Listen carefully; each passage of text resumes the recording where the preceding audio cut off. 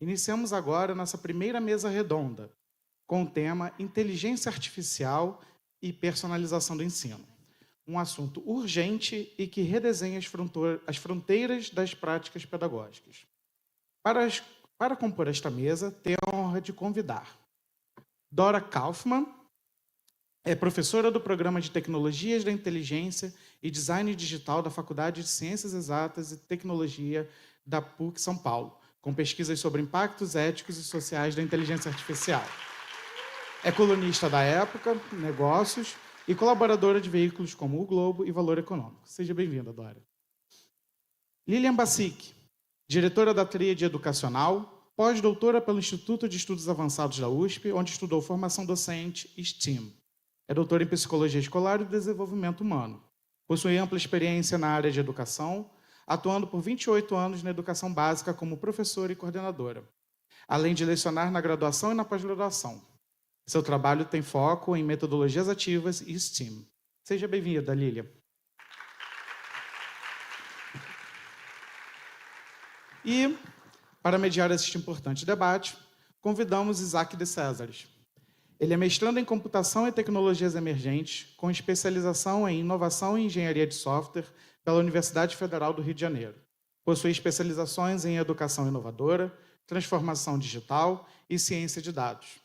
É coordenador de Tecnologias na Educação no Departamento Nacional do SESC e professor de Ensino Superior na área de Computação e seus métodos científicos.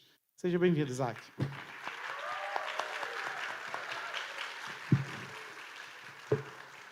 Eu ouvi lá nos bastidores que o Isaac é um case de sucesso do SESC. Pois é. Gente, bom dia. Isaac, é com você a palavra. Obrigado, tá, Rômulo? Obrigado mesmo. Muito feliz de estar aqui com vocês. Primeiro, começando com minha autodescrição, eu sou um homem branco, tenho cabelos crespos, castanhos, estou vestido um blazer preto, uma calça preta, quase all black, né? E tenho feições piauienses, tá? Então, já dou esse spoiler um pouquinho em relação a isso. Mas E fico tem muito o feliz. brinco, esqueceu de falar dos Brinquinho também. Aquele estilo. Enfim, gente, estou muito feliz realmente por estar com vocês aqui hoje. Assim, me colocando assim nessa posição até de estudante. Opa, acabou caindo. Perdão, gente.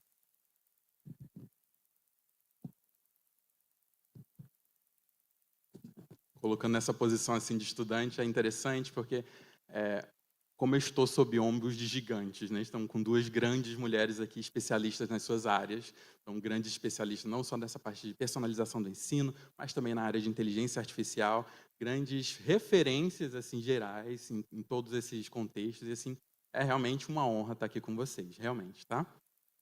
Então eu vou começar, na verdade, falando um pouquinho sobre na verdade, eu vou fugir um pouquinho do script, tá? Porque eu acho que eu preciso mencionar, como a professora Dora falou, eu sou um ex-aluno da Escola SESC de Ensino Médio.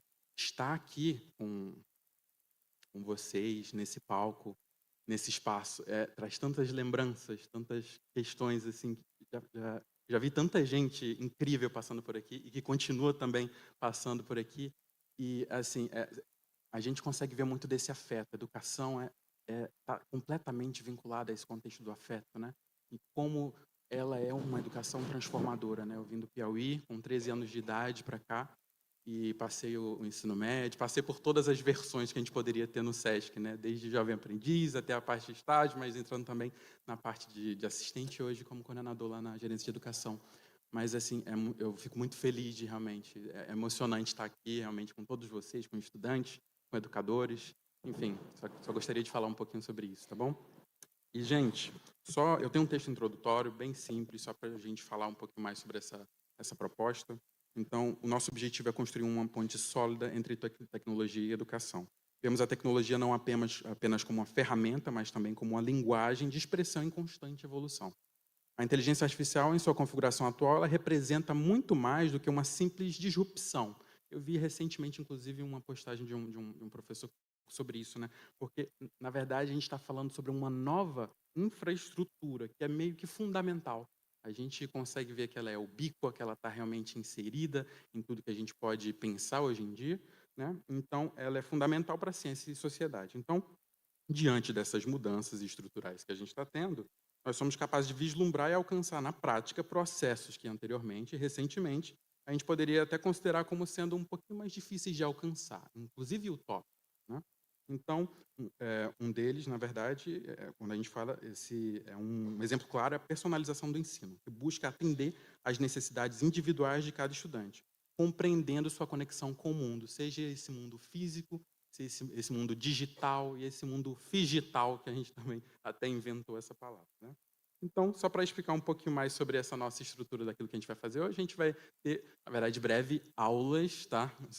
Em relação a essas nossas duas doutoras, as duas professoras, tá? Então, vou explicar um pouquinho de como vai ser, 30 minutinhos para cada professora.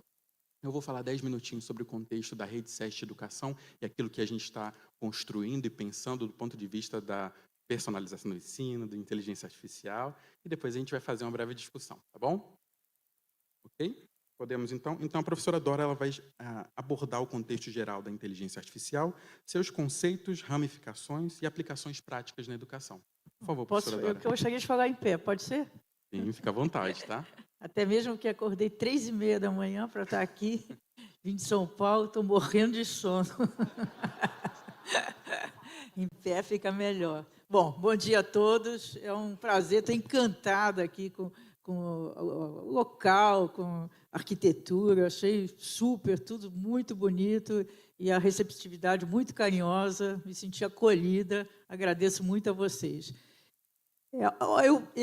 O Isaac fez uma menção que o meu último artigo, que eu publiquei na quinta-feira passada no jornal Valor Econômico, eu termino dizendo que a inteligência artificial não é uma mera tecnologia, é uma nova forma de funcionar o mundo, né? E eu acho que é isso que é muito importante.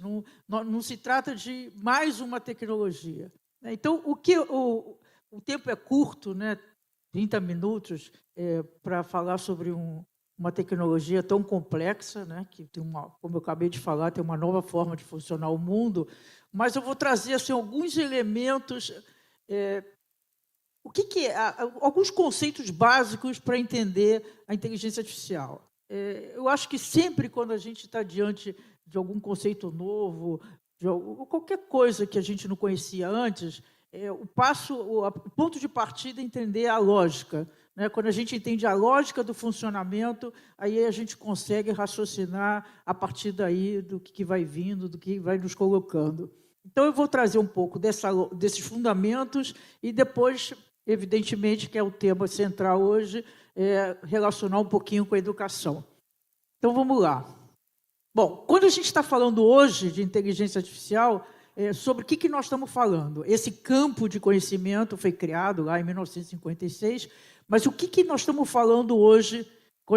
A primeira questão é essa, porque fala-se muito, hoje é raro um dia que não tem uma matéria num jornal importante sobre inteligência artificial, então está se falando muito, tanto que é o tema hoje nosso, né? Então, o que nós estamos falando? Nós estamos falando de uma técnica, né? Em inglês chama Deep Learning, em português chama Redes Neurais Profundas. Essa técnica ela permeia praticamente todas as implementações que a gente tem hoje de inteligência artificial. Essa técnica ela foi pensada na década de 80, né, por 3 pesquisadores que pensaram como uma solução para entregar o objetivo lá da década de 50, que foi pensado quando se formou o campo da inteligência artificial. Qual era o objetivo? Agora aqui eu estou vendo vocês, porque lá o Luiz eu não estava vendo. Então, qual era o objetivo que foi criado o campo? Era trazer para as máquinas pelo menos uma parte da cognição, da maneira como o cérebro, como a gente funciona, né? Então, essa técnica foi pensada na década de 80, claro que ela foi pensada como toda a produção de conhecimento, novas tecnologias, a evolução da ciência, é sempre um processo coletivo, né? Então, ela foi pensada a partir de outras descobertas anteriores, de outras contribuições, e, bom, aí eles sintetizaram na década de 80. E ela foi reconhecida, quer dizer, ela se efetivou, se concretizou, né, porque até então era um pensamento teórico, digamos assim, mas ela se concretizou num evento específico de 2012, que foi quando tanto a universidade quanto o mercado, né, as empresas, reconheceram que tem alguma coisa nova, diferente, e começou-se a prestar atenção. E ela começou a ser usada em larga escala em 2015, 16, 17. E o que eu quero dizer com isso? Que nós estamos nos primórdios, né? Não importa que ela foi criada em 1956, mas como tudo que a gente tem hoje é dessa época, nós estamos nos primórdios. Então, nós ainda estamos experimentando, e aí eu sempre alerto, né, que a gente deve evitar conclusões definitivas sobre a inteligência artificial. Estamos no início dessa experimentação. Bom, aí aí essa técnica, né, que eu falei, ela está em todos. Se a gente pegar, coloquei aqui algumas das plataformas e aplicativos que a gente usa no dia a dia, que facilita a nossa vida, mas isso também para dizer que, em geral, né, a grande descoberta, o grande hype da inteligência artificial tem a ver com o lançamento em novembro de 2022 do ChatGPT, mas ela já permeia a nossa vida há muito tempo, porque essas plataformas que eu coloquei lá e outras, que, como eu disse, facilitam o nosso cotidiano, todas elas têm no âmago do modelo de negócio essa técnica de inteligência artificial. Essa técnica ela tem duas categorias, né? Uma categoria é a preditiva, né? Como eu disse, o nome em português é técnica de redes neurais profundas. E por que tem esse nome? Porque foi inspirado no funcionamento do cérebro. De forma nenhuma reproduz a complexidade do nosso cérebro, nem tangencia, é só uma inspiração. E essas duas categorias, aí a preditiva e a generativa. Aí a preditiva, como diz o próprio nome, ela prevê, né? Ela faz previsões. Uma das características dessa categoria, é uma mesma técnica, né? Dessa categoria é o fato de que, para cada tarefa, eu tenho que criar um sistema específico, né? Então, se eu quero, por exemplo, identificar se uma imagem, uma tomografia computadorizada é cancerígena de um pulmão, é cancerígena do anal, eu tenho que criar um sistema. Se eu quero fazer o sistema de recomendação, por exemplo, no Netflix ou qualquer outra plataforma de streaming, eu tenho que criar outra. Então, para cada tarefa, eu tenho que criar um sistema específico. E aí eu tenho lá a IA generativa, é onde está... Quem aqui já experimentou o ChatGPT? Então, aí é onde está o famoso ChatGPT, é nessa categoria de IA generativa, que também, como diz o nome, ela gera, né? Ou na linguagem da técnica, ela sintetiza, ela cria conteúdos, pode ser, como vocês já experimentaram, pode ser imagens, textos, vídeos, códigos, né? Então, qual é a característica da IA generativa? Dessa categoria? Ela é multimodal, é multitarefa, é diferente da IA, como eu disse, da IA preditiva, e para cada tarefa eu tenho que criar um sistema específico. Ali não, como vocês mesmos já experimentaram, vocês podem pedir e interagir com mais variados temas, e o ChatGPT, ou qualquer congênere, né, do ChatGPT, vai dar respostas múltiplas. Então, é multitarefa e também, produz imagem a partir de texto e vice-versa, né? Então, essas duas categorias são da mesma técnica. Aí vem a pergunta, como pode ter uma mesma técnica que tenha duas categorias que funcionam de forma distinta, entreguem soluções distintas? A diferença está... Aqui é só um resumo, né? Então, a inteligência artificial, tem o subcampo machine learning, tem essa técnica, as duas categorias, e a arquitetura. O que difere é a arquitetura. O que é arquitetura?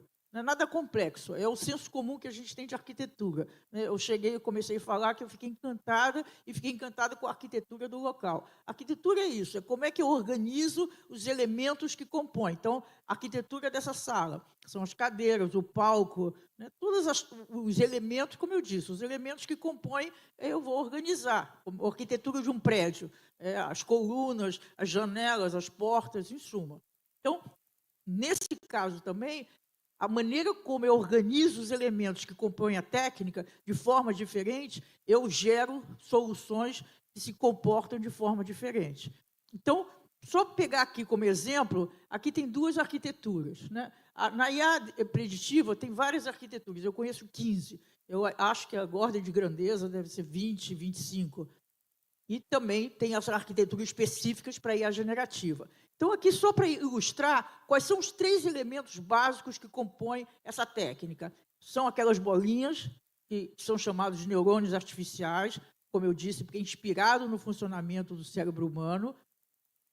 Aquelas setinhas são as conexões entre os neurônios e o número de camadas, né? Que eu saiba, o sistema com o maior número de camadas de neurônios, né? São os vários neurônios, são 152 camadas, que é um sistema da Microsoft, mas, em geral, tem 30, 40 camadas. Então, vocês podem ver que aquela primeira figura ali é diferente, os mesmos elementos se organizam de maneira diferente. Aquele primeiro é o CNN, é uma arquitetura, é a melhor arquitetura, por isso ela é usada para reconhecimento de imagem e de voz. Então, toda vez que eu quero reconhecer, criar um sistema, uma solução para reconhecer voz ou imagem, quase 100%, porque nem poderia ser diferente, porque é melhor, eu vou usar a CNN.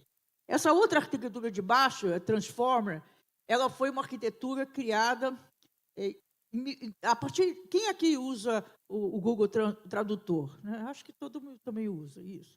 Então, a partir de 2016, o Google começou a usar a inteligência artificial nesse produto, o Google Tradutor.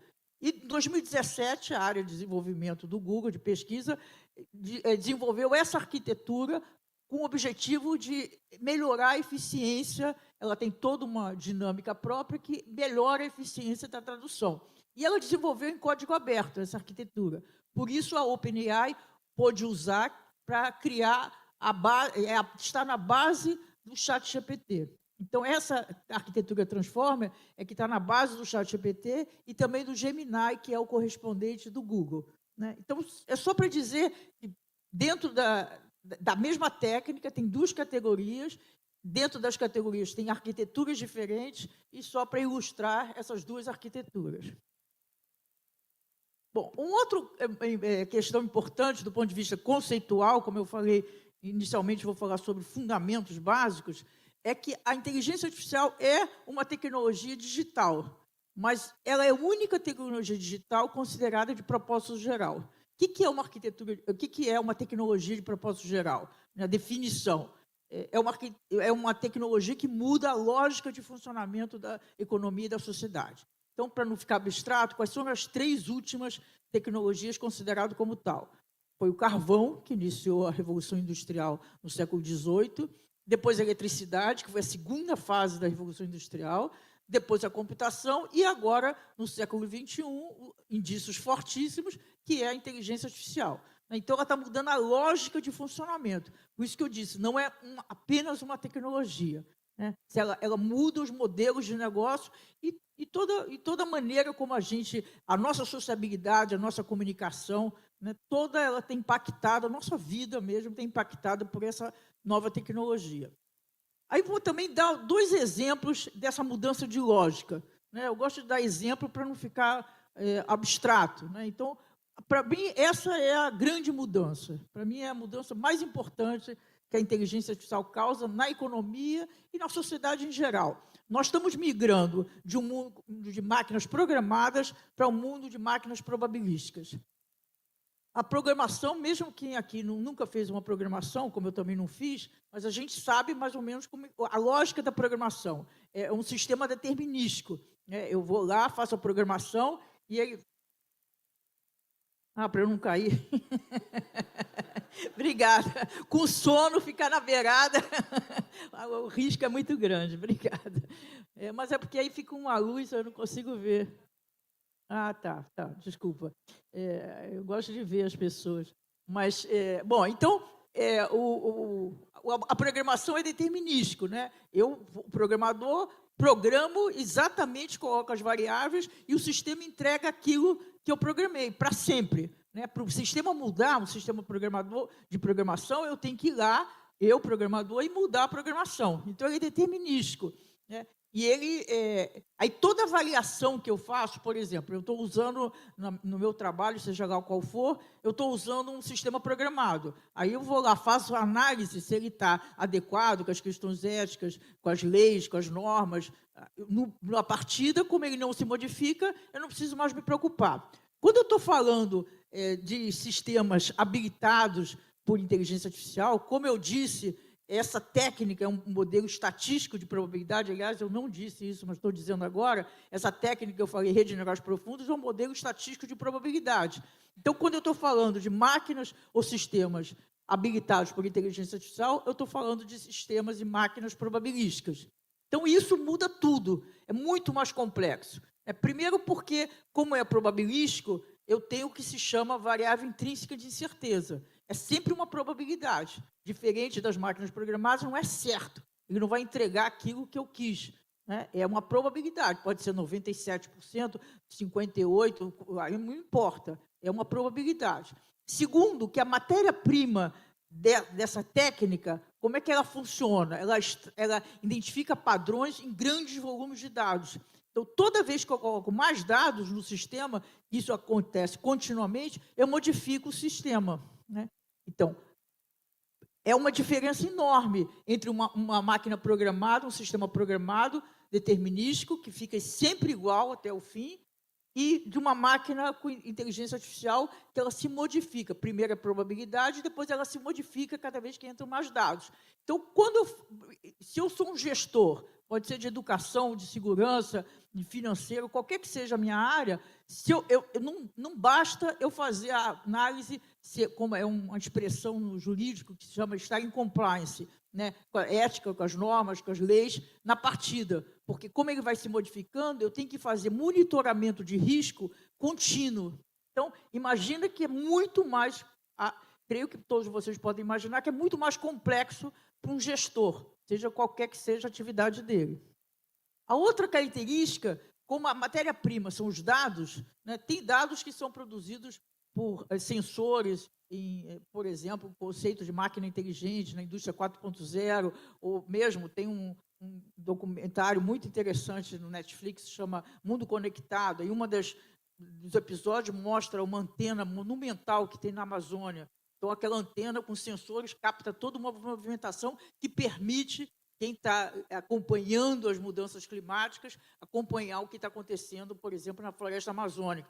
Mas, falando de dados pessoais, que são dados que esses sistemas, e principalmente esses que eu mencionei antes, todas essas plataformas e aplicativos que a gente usa no cotidiano, eles são baseados em dados pessoais. E os dados pessoais são o quê? Somos nós que geramos.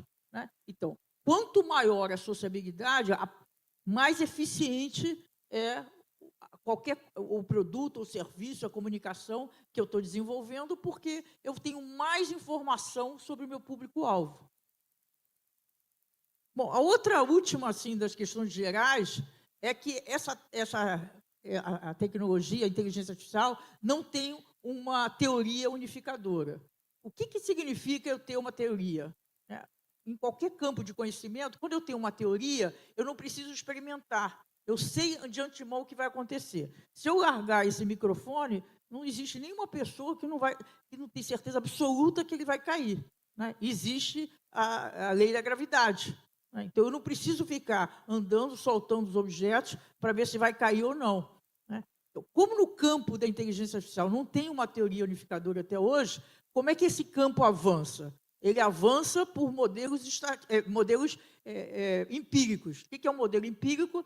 Eu quero desenvolver uma determinada tarefa, eu desenvolvo um modelo para executar aquela tarefa e o resultado é positivo. O que quer dizer que o resultado é positivo? Que é melhor do que qualquer outra opção que eu tenha para fazer aquela mesma tarefa. Mas isso cria, do ponto de vista também de análise de risco, de pensar as probabilidades, o que vai acontecer, os potenciais danos, tudo isso traz a complexidade. Porque mesmo, por exemplo, pegar o ChatGPT, serve para todos, mas eu vou usar porque, obviamente, é o mais conhecido. Mas mesmo aqueles que desenvolveram o ChatGPT não têm domínio sobre exatamente o que ele vai entregar. Então, isso que se chama modelo empírico. É um modelo que, na linguagem da tecnologia, se fala que está sempre em beta. Então, isso também é um complicador. Quando eu tenho uma teoria, eu não preciso experimentar, eu sei de antemão o que vai acontecer. Quando eu não tenho, eu tenho que estar experimentando para saber o que vai acontecer. Bom, aí vamos pensar por que ela é estratégica, a inteligência artificial hoje. Vamos esquecer um pouco a inteligência artificial e vamos pensar como é que é o processo de decisão. Claro que toda decisão nossa tem sentimentos, emoções, tem o tal do inconsciente, e dizem os especialistas, 80% da nossa motivação nas decisões, mas não importa. Falando de decisão racional, né? Quando nós, pessoas, organizações, precisamos tomar uma decisão, o que a gente busca? Quem acertar vai ganhar um ponto, sei lá na onde. Aí depois vocês acertam aí. O que a gente busca? Informação. Pô, mas muita gente respondeu. Informação, exatamente. Né? Então, sempre foi assim. Quanto mais importante a decisão, mais informação. Por que a gente precisa buscar mais informação? Para diminuir o risco. Né? Então, se eu estou bem informado, eu diminuo o risco sobre a minha decisão. É assim que funciona. Supondo que todo mundo aqui está de acordo, por exemplo, escola do filho é importante, os pais, cabe aos pais procurar informação sobre a escola antes de matricular, para diminuir o risco da escola não ser aquilo que ele estava imaginando. Então, é assim que funciona, e todas as organizações, as empresas, todas fazem isso. Sempre buscar informação para fazer a sua atividade. Bom, aí tem os modelos preditivos. Né? São, a partir dessas informações, eu faço as previsões. Se eu vou produzir essa camisa, por exemplo, eu tenho que fazer uma previsão a partir de informações, quanto que eu posso vender, né? E a partir daí eu vou dimensionar a escala da minha produção, as máquinas, a matéria-prima. É sempre, qualquer que seja a atividade econômica, é sempre a partir de fazer previsões. Então, pelo menos nos últimos 30 anos, foram se desenvolvendo modelos estatísticos de previsão. Né? E cada vez, evidente que o curso natural, eles foram ficando cada vez mais sofisticados. O que é o novo nesse processo que sempre tomei decisão, eu, pessoa física e organizações, com base em informação e faço previsão? O que é o novo? Também é um pouquinho mais difícil que a pergunta outra, mas também é meio óbvio. O que é o novo nesse processo que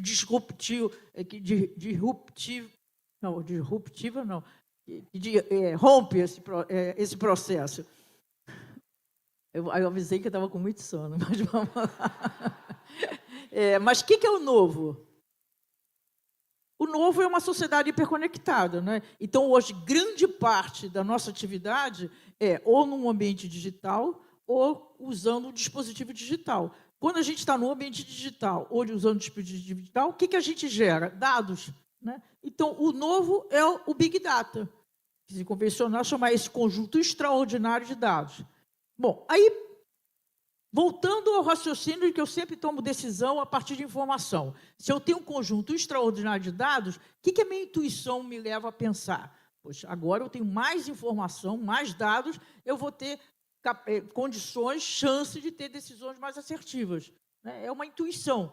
Mas aí eu preciso ter uma técnica que me permita acessar esse conjunto de dados extraordinário, senão ele não serve para nada, se eu não conseguir tirar inputs, informações úteis desse conjunto extraordinário de dados. Né? Aí, extrair insights do Big Data. Se eu não tenho uma técnica, aí que entra a inteligência artificial.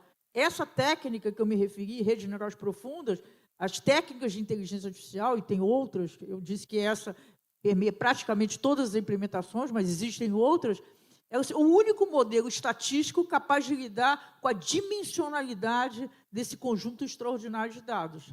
Né? Os modelos estatísticos tradicionais não conseguem. Então, eu fiz, o ano passado, eu coordenei uma pesquisa para a Brasca, que é a Associação das Empresas de Capital Aberto, são as maiores empresas, porque são as empresas de capital aberto, e um dos movimentos que a gente constatou é exatamente uma mudança, um shift, né, uma mudança entre usar modelos tradicionais para usar modelos estatísticos habilitados por inteligência artificial, porque permitindo colocar um número muito maior de dados, com isso ter potencialmente melhores decisões.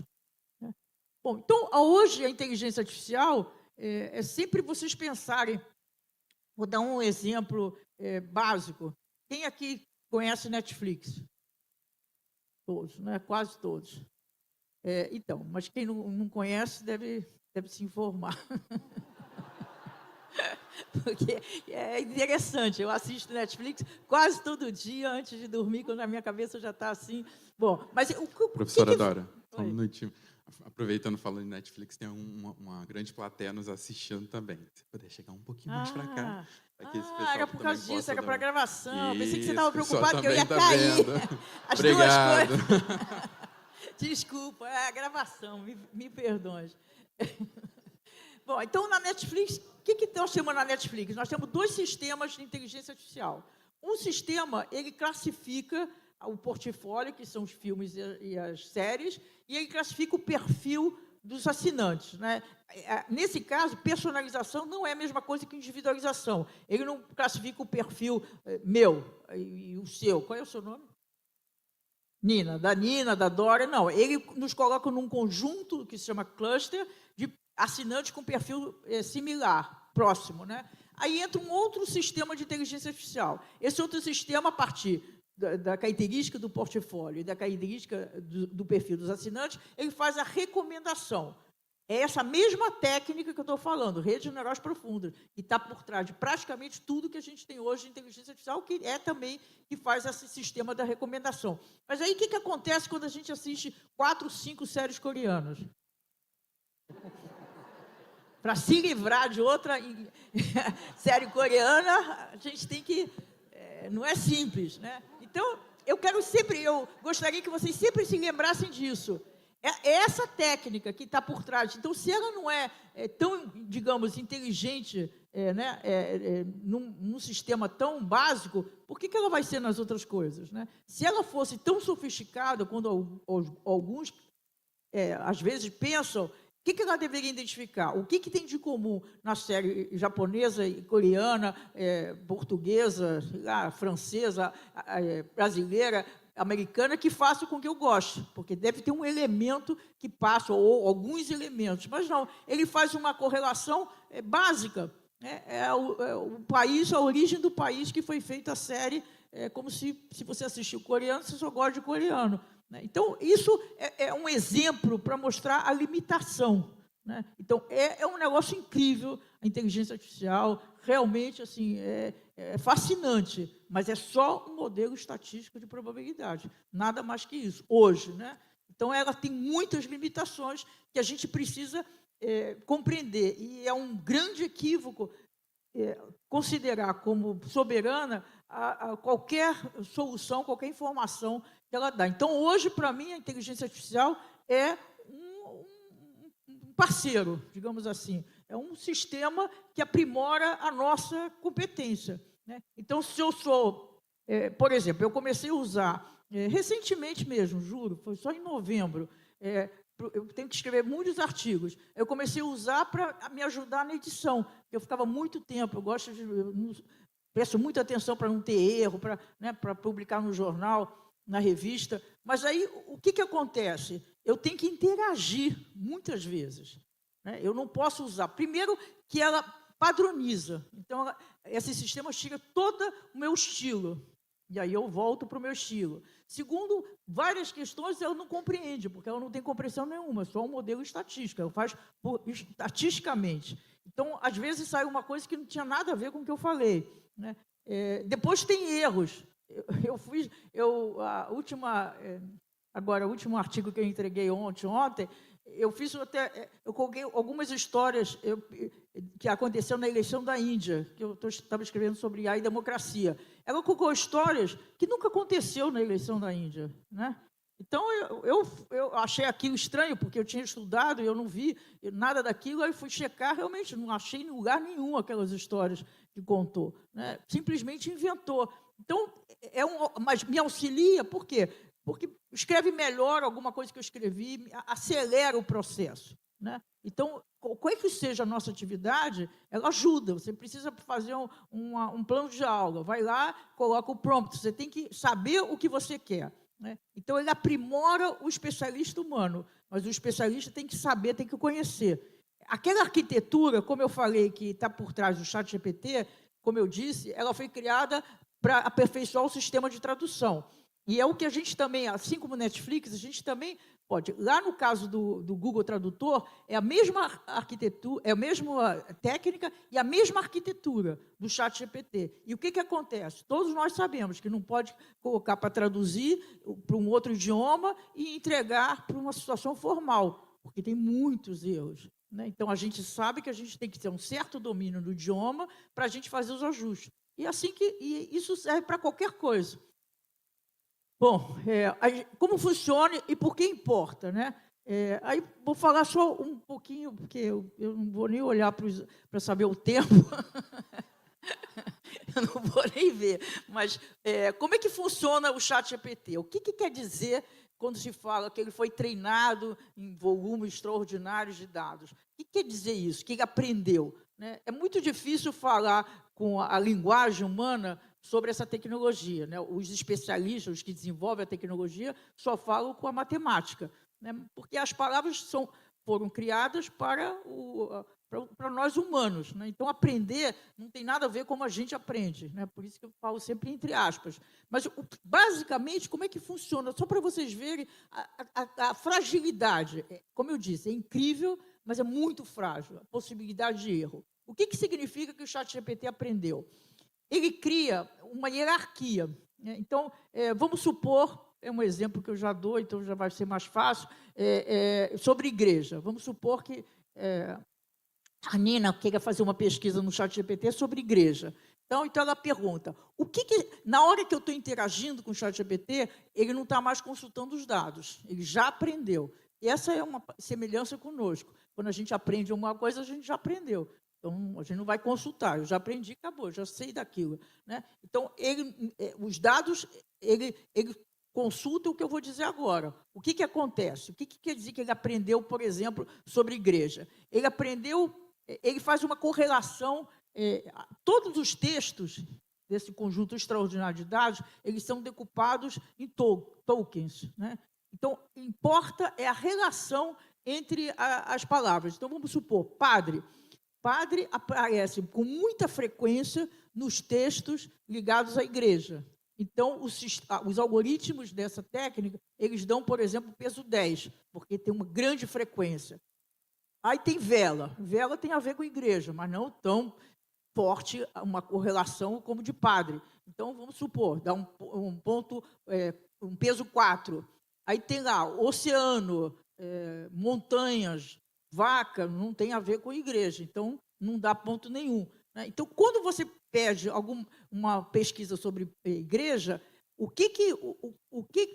óbvio que não raciocina nada, porque é um sistema estatístico, mas é como se ele raciocina, ele busca, não é nem raciocina, ele busca estatisticamente quais são as palavras que aparecem mais frequentemente ligadas à igreja, naquele conjunto extraordinário de dados. Então, padre. Então, a chance de ele te dar a resposta e ter a palavra padre é muito grande, muito maior do que vela e muito maior do que oceano, por exemplo, que não aparece nos textos ligados à igreja. Então, é só isso. Ele aprende essa correlação entre palavras, né? Então, quanto mais, se eu quero fazer uma pesquisa sobre inteligência artificial, provavelmente o texto vai aparecer ética, porque ética, frequentemente, como se fala e se escreve sobre inteligência artificial, se fala a palavra ética, né? Então, é só isso. Então, e essa é a razão pela qual, e sempre estatístico, que ele te dá a resposta. Por isso que tem erros, por isso que tem o famoso alucinação, quando ele inventa totalmente algo que não aconteceu, né? Então, é sempre para a gente ver como é frágil essas respostas, né? Eu volto a dizer, é extraordinário, mas tem uma fragilidade que a gente precisa estar atento. Bom, aí, só para terminar, na educação, levantar algumas questões. Todo mundo já deve ter experimentado. Eu tenho dito que, principalmente nas discussões nas universidades, que a primeira coisa que os professores têm que dizer para os alunos que estão usando inteligência artificial, porque todos os professores estão usando e são poucos que admitem para os alunos que estão usando. Então, eu acho que isso vai ajudar a transparência. Na medida que o professor dizer que usa a inteligência artificial, os alunos também vão se sentir mais à vontade de dizer que usam, e aí vamos discutir quais são as bases desse uso, né? Então, a eficiência agregar os planos de aula, os ensinos.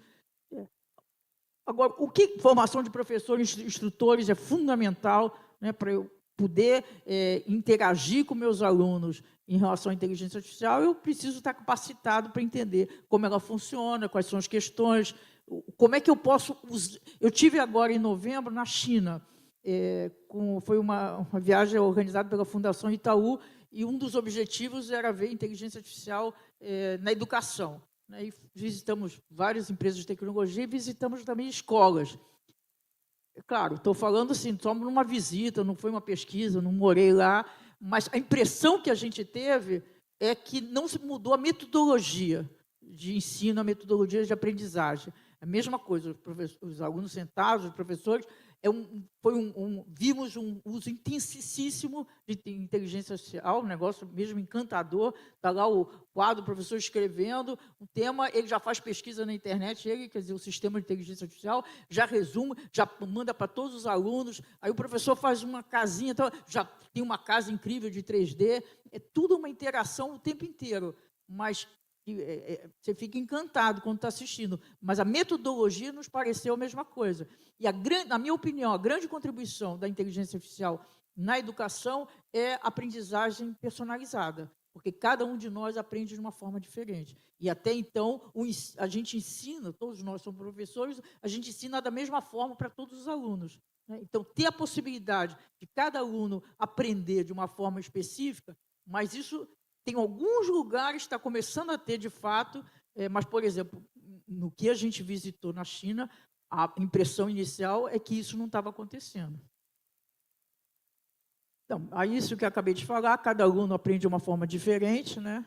Então, aprendizagem personalizada. Também aqui no Brasil, eu tenho alguns alunos, tenho de doutorado, de mestrado, na área de educação. As pesquisas que a gente fez também não foram pesquisas exaustivas, nós não achamos nenhum sistema que, de fato, que esteja sendo usado aqui no Brasil, que entregue a aprendizagem personalizada. Bom, então, também só concluindo, como eu falei, tem a grande contribuição é exatamente a aprendizagem personalizada, e eu vejo também 2 campos muito importantes que a inteligência artificial pode contribuir. É o desenvolvimento do pensamento crítico e da criatividade, que, na minha opinião, não tem nada mais importante do que esses 2 nichos em qualquer metodologia educativa, né, educacional. Desenvolver o pensamento crítico e a criatividade dos alunos. E esse livro é gratuito na internet, é só baixar. Foi a dissertação de mestrado de um aluno meu, e que nós trabalhamos exatamente como está o título, Inteligência Artificial e Pensamento Crítico. É muito bom esse livro, já foi traduzido para o espanhol, está sendo traduzido para o inglês, é uma base interessante. Lá tem tabelas, como é que... A discussão é exatamente como que a inteligência artificial contribui para o desenvolvimento do pensamento crítico. Bom, aí os benefícios tem enormes, né? Eu acho que, como eu tenho certeza que está todo mundo usando, não preciso dizer quais são os benefícios, porque até o tempo então, para o aluno, trabalhos escolares, o que precisa, a grande questão, muitos dos professores me perguntam, mas como é que a gente faz se os alunos pedem uma redação e o aluno entrega e ele fala que não fez com inteligência artificial? Bom, hoje, dificilmente eu não consigo identificar se foi feito por inteligência artificial ou não. Eu vejo, até publicado nos jornais, publicado em vários lugares, eu olho aquilo, tenho quase certeza absoluta que foi feito por inteligência artificial. Mas é difícil, e você fica sempre, quando se trata de um aluno, o aluno diz que não usou, como é que você prova isso? A minha sugestão, e é o que eu faço, claro que para mim é mais fácil, porque eu só dou aula na pós-graduação, muito menos alunos, outro nível de alunos, mas, para mim, o desafio nosso é mudar a maneira de avaliar o desempenho do aluno, né? Não dá mais para pedir que ele entregue um trabalho que ele faça em casa e traga, porque a chance de usar a inteligência artificial é quase 100%. Né? Eu tenho 2 netos de 12 e 14 anos, eles usam. Né? Agora, eu uso falando na escola que uso. Então, você pode criar um texto junto com os alunos, e, por exemplo, dar como desafio, identificar onde estão os erros. Isso são pesquisas que eles vão fazer para identificar onde está o erro, os erros no artigo que foi feito, por exemplo, pelo ChatGPT. Tem várias formas de interagir e mostrar, evidenciar quais são os problemas e quais são os benefícios dessa tecnologia. Mas não é simples, nada disso é simples, mudar metodologia, forma de avaliação de desempenho, é tudo um processo que nós, da área de educação, temos que enfrentar. E que eu falei, fato ou fake, cocriação com IA, projeto de pesquisa, simulação IA com comandos de voz, são alguns exercícios que estão sendo praticados na aula e que têm dado resultado interessante. Isso que eu já falei, né, que o professor precisa declarar que usou inteligência artificial, caso contrário, os alunos vão achar que não precisam declarar, e eu acho que quanto mais for transparente, melhor. E, bom, o grande desafio é esse que está colocado, um pouco eu tentei contribuir rapidamente, que são entender os fundamentos da IA para a gente conseguir maximizar os benefícios e mitigar, ou, em algumas situações, até eliminar os riscos.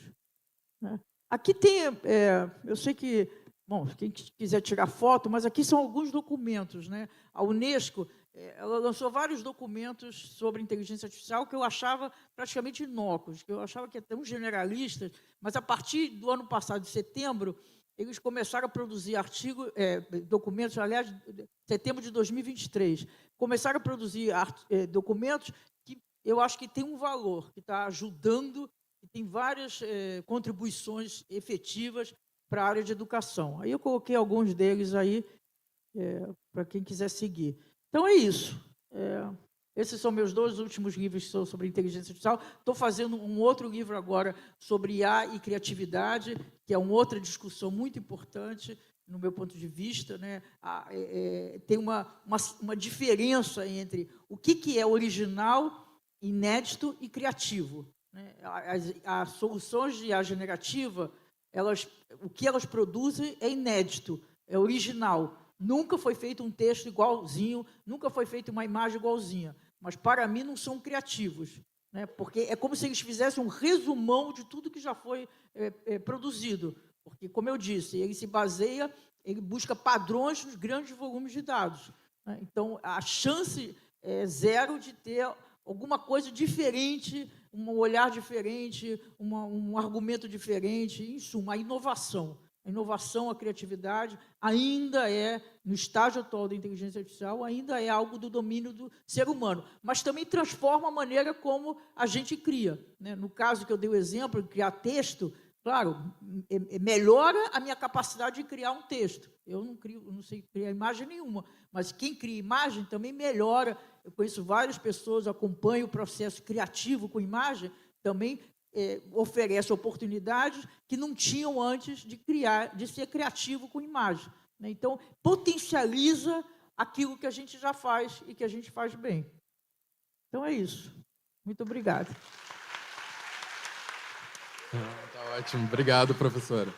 Gente, o que é ter uma aula com a professora Dora Kaufmann? Realmente é um privilégio muito grande nosso, tá? A gente fica muito feliz. Eu passei o tempo muito? Quanto você? Tá tudo bem, professora, tudo certo. Enfim, é uma grande aula de ciência da computação, inclusive, mas assim, foi muito, muito bacana. Trouxe meu caderninho para anotar muita coisa, espero também que também tenha sido ótimo. A professora Lilian vai falar um pouquinho mais sobre uma discussão, né, sobre os aspectos da personalização da aprendizagem, considerando a IA com o potencial de promover um processo viável para isso tudo, tá? Professora Lilian, por favor. Muito obrigada, Isaac. Vou pegar aqui o... Fica à vontade. Eu acho que eu também fiquei com essa sensação de sair, mas eu acho que dá para vocês enxergarem atrás, né? É possível enxergar. Eu também fiquei com a mesma sensação. Eu queria sair, mas ele falou, pode ficar que está tudo certo. Então, muito obrigada, né, pela oportunidade de eu estar aqui com vocês. Eu vou fazer a minha autodescrição. Sou uma mulher branca, de cabelos castanhos claros, cabelos compridos. Estou usando um óculos com armação meio marrom, um vestido estampado e um blazer azul marinho. E estou muito feliz, né? Eu acho que o Rômulo se apresentou dizendo isso, né? Que uma outra característica que a gente tem que colocar na nossa autodescrição é a nossa alegria de poder falar de educação para educadores, né? Então, eu estou muito feliz de poder estar aqui nesse primeiro encontro, né? Primeiro congresso da Rede SESC de Educação, e estar aqui, né, marcando esse a primeira fala, primeiro momento, né, de discussão, para mim realmente é uma honra. Então, para todos vocês que estão aqui presencialmente, eu gostaria só que levantasse a mão quem é professor, só para eu ter uma ideia, essa grande quantidade de professores. Quem é aluno, por favor, levanta a mão.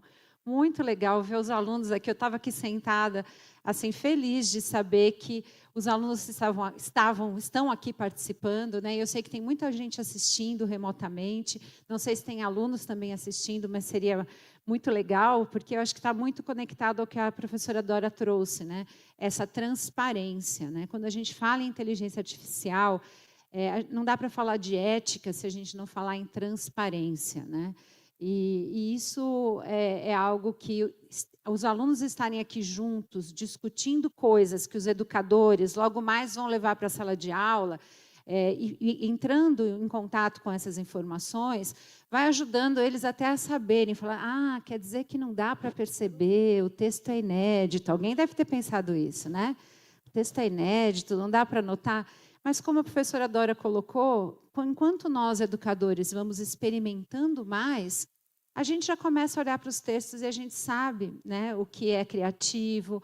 O autoral sempre vai ser porque é um texto inédito. A inteligência fez, compilou, deu um texto para a gente. Os meus textos, quando eu coloco no ChatGPT, ele fala que não é autoral. É lógico, né? Ele já considerou tudo aquilo que eu já escrevi, né? Então, segundo Lilian Bassic, isso já foi publicado. Eu falo, bom, tudo bem, então nem eu escrevo mais texto autoral, porque os meus textos já estão ali naquela base de dados gigantesca que a professora Dora comentou. Bom, eu queria comentar, então, eu acho que assim, a nossa conversa se complementa muito, porque a minha experiência com a inteligência artificial está muito distante do que da professora Dora, né? Já vi muitas palestras suas, o quanto você começou a pesquisar muito antes desse hype de todo mundo falar de inteligência artificial hoje.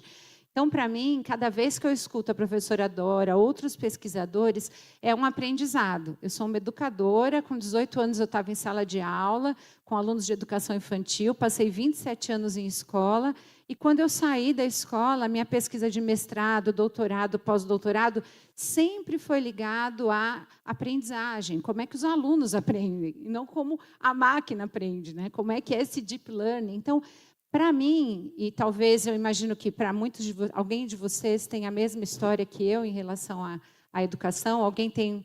Vou fazer a pergunta diferente. Quem daqui também não tem esse conhecimento aprofundado de IA, assim como eu não tenho? Levanta a mão, por favor. Então, muitos de nós estamos nesse lugar de experimentar, e eu lembro de uma das palestras que eu ouvi da professora Dora, em que ela falou ela deu um exemplo sobre um carro, né? E ela perguntou, quem daqui é motorista? Né? Ela perguntou isso para a pessoa, né? Então, só para eu saber, quem daqui dirige, é motorista? Vocês sabem como constrói um carro? Como que faz o motor do carro? E eu adorei esse exemplo que ela deu. Como conserta um carro? A Como gente só sabe a lógica. A gente sabe a lógica como dirige o carro, como é que a gente faz o carro funcionar, mas a gente não sabe construir um carro. Então, eu estou nesse lugar. Eu não sei como se programa, como é que essa base de dados está organizada. Eu sei como estou aprendendo, né? Porque a prática, né? Não temos teorias ainda fundamentadas, eu estou aprendendo pelo uso. E é isso que eu convido todos vocês. O que eu vou trazer aqui de reflexão é de uma educadora e dos meus estudos tentando fazer pontes entre teorias da educação, que essas sim estão bem fundamentadas, existem há muito tempo, e essas novas reflexões que essa tecnologia que a IA está promovendo para a gente. Tá? Então, o primeiro ponto que eu queria trazer é sobre o que é personalização na educação. Aí a gente já vai para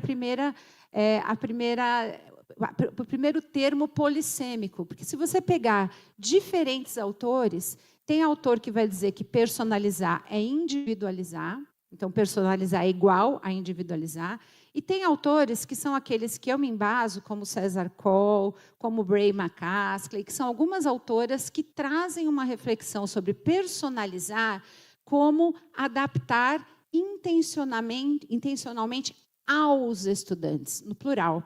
Há muito tempo eu faço formação sobre personalização na educação e cada vez que eu vou falar com o professor se arrepia inteiro. Ele fala, tenho 40 alunos. Você está dizendo que eu tenho que fazer uma aula para cada um? Quem já se sentiu nesse lugar? Como assim? Com 40 alunos eu vou personalizar? Óbvio que hoje a gente tem muitos dados que podem nos ajudar a ser mais intencional nessa variedade de alunos. Mas quando eu falo em personalizar, eu estou defendendo a bandeira dos teóricos que dizem que personalizar é promover experiências de aprendizagem que, ao longo de uma semana, de um mês, de um ano letivo, consiga atender às especificidades de todos os alunos. Então, didaticamente, praticamente, a personalização está nesse lugar. Tá? Então, ele não é um ensino individualizado automatizado, mas trilhas diversas dentro de um ambiente coletivo. Tá? Óbvio que aqui eu não estou dizendo o potencial da tecnologia me ajudar a criar trilhas. Né? Hoje a gente tem, aliás, a gente já tem algum tempo. Quem aqui já usou Khan Academy com os estudantes? Levanta a mão, por favor.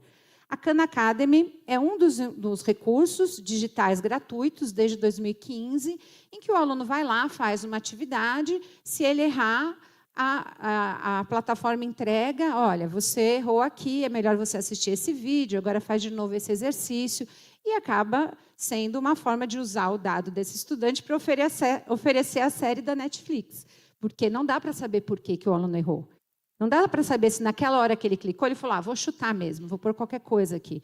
Não dá para saber se ele errou, porque ele ficou muito tempo pensando e ele não conseguia ler o texto. Não dá para saber, só dá para saber que ele errou e o programa oferece para ele algo para ele fazer, para ele poder acertar da próxima vez. Então, hoje a gente tem muitos recursos, e a gente vai falar um pouco sobre isso, e aqui também, né, todo o material que o próprio SESC está produzindo, que vão ajudar a nos dar informações, mas a gente precisa ir além delas. Tá?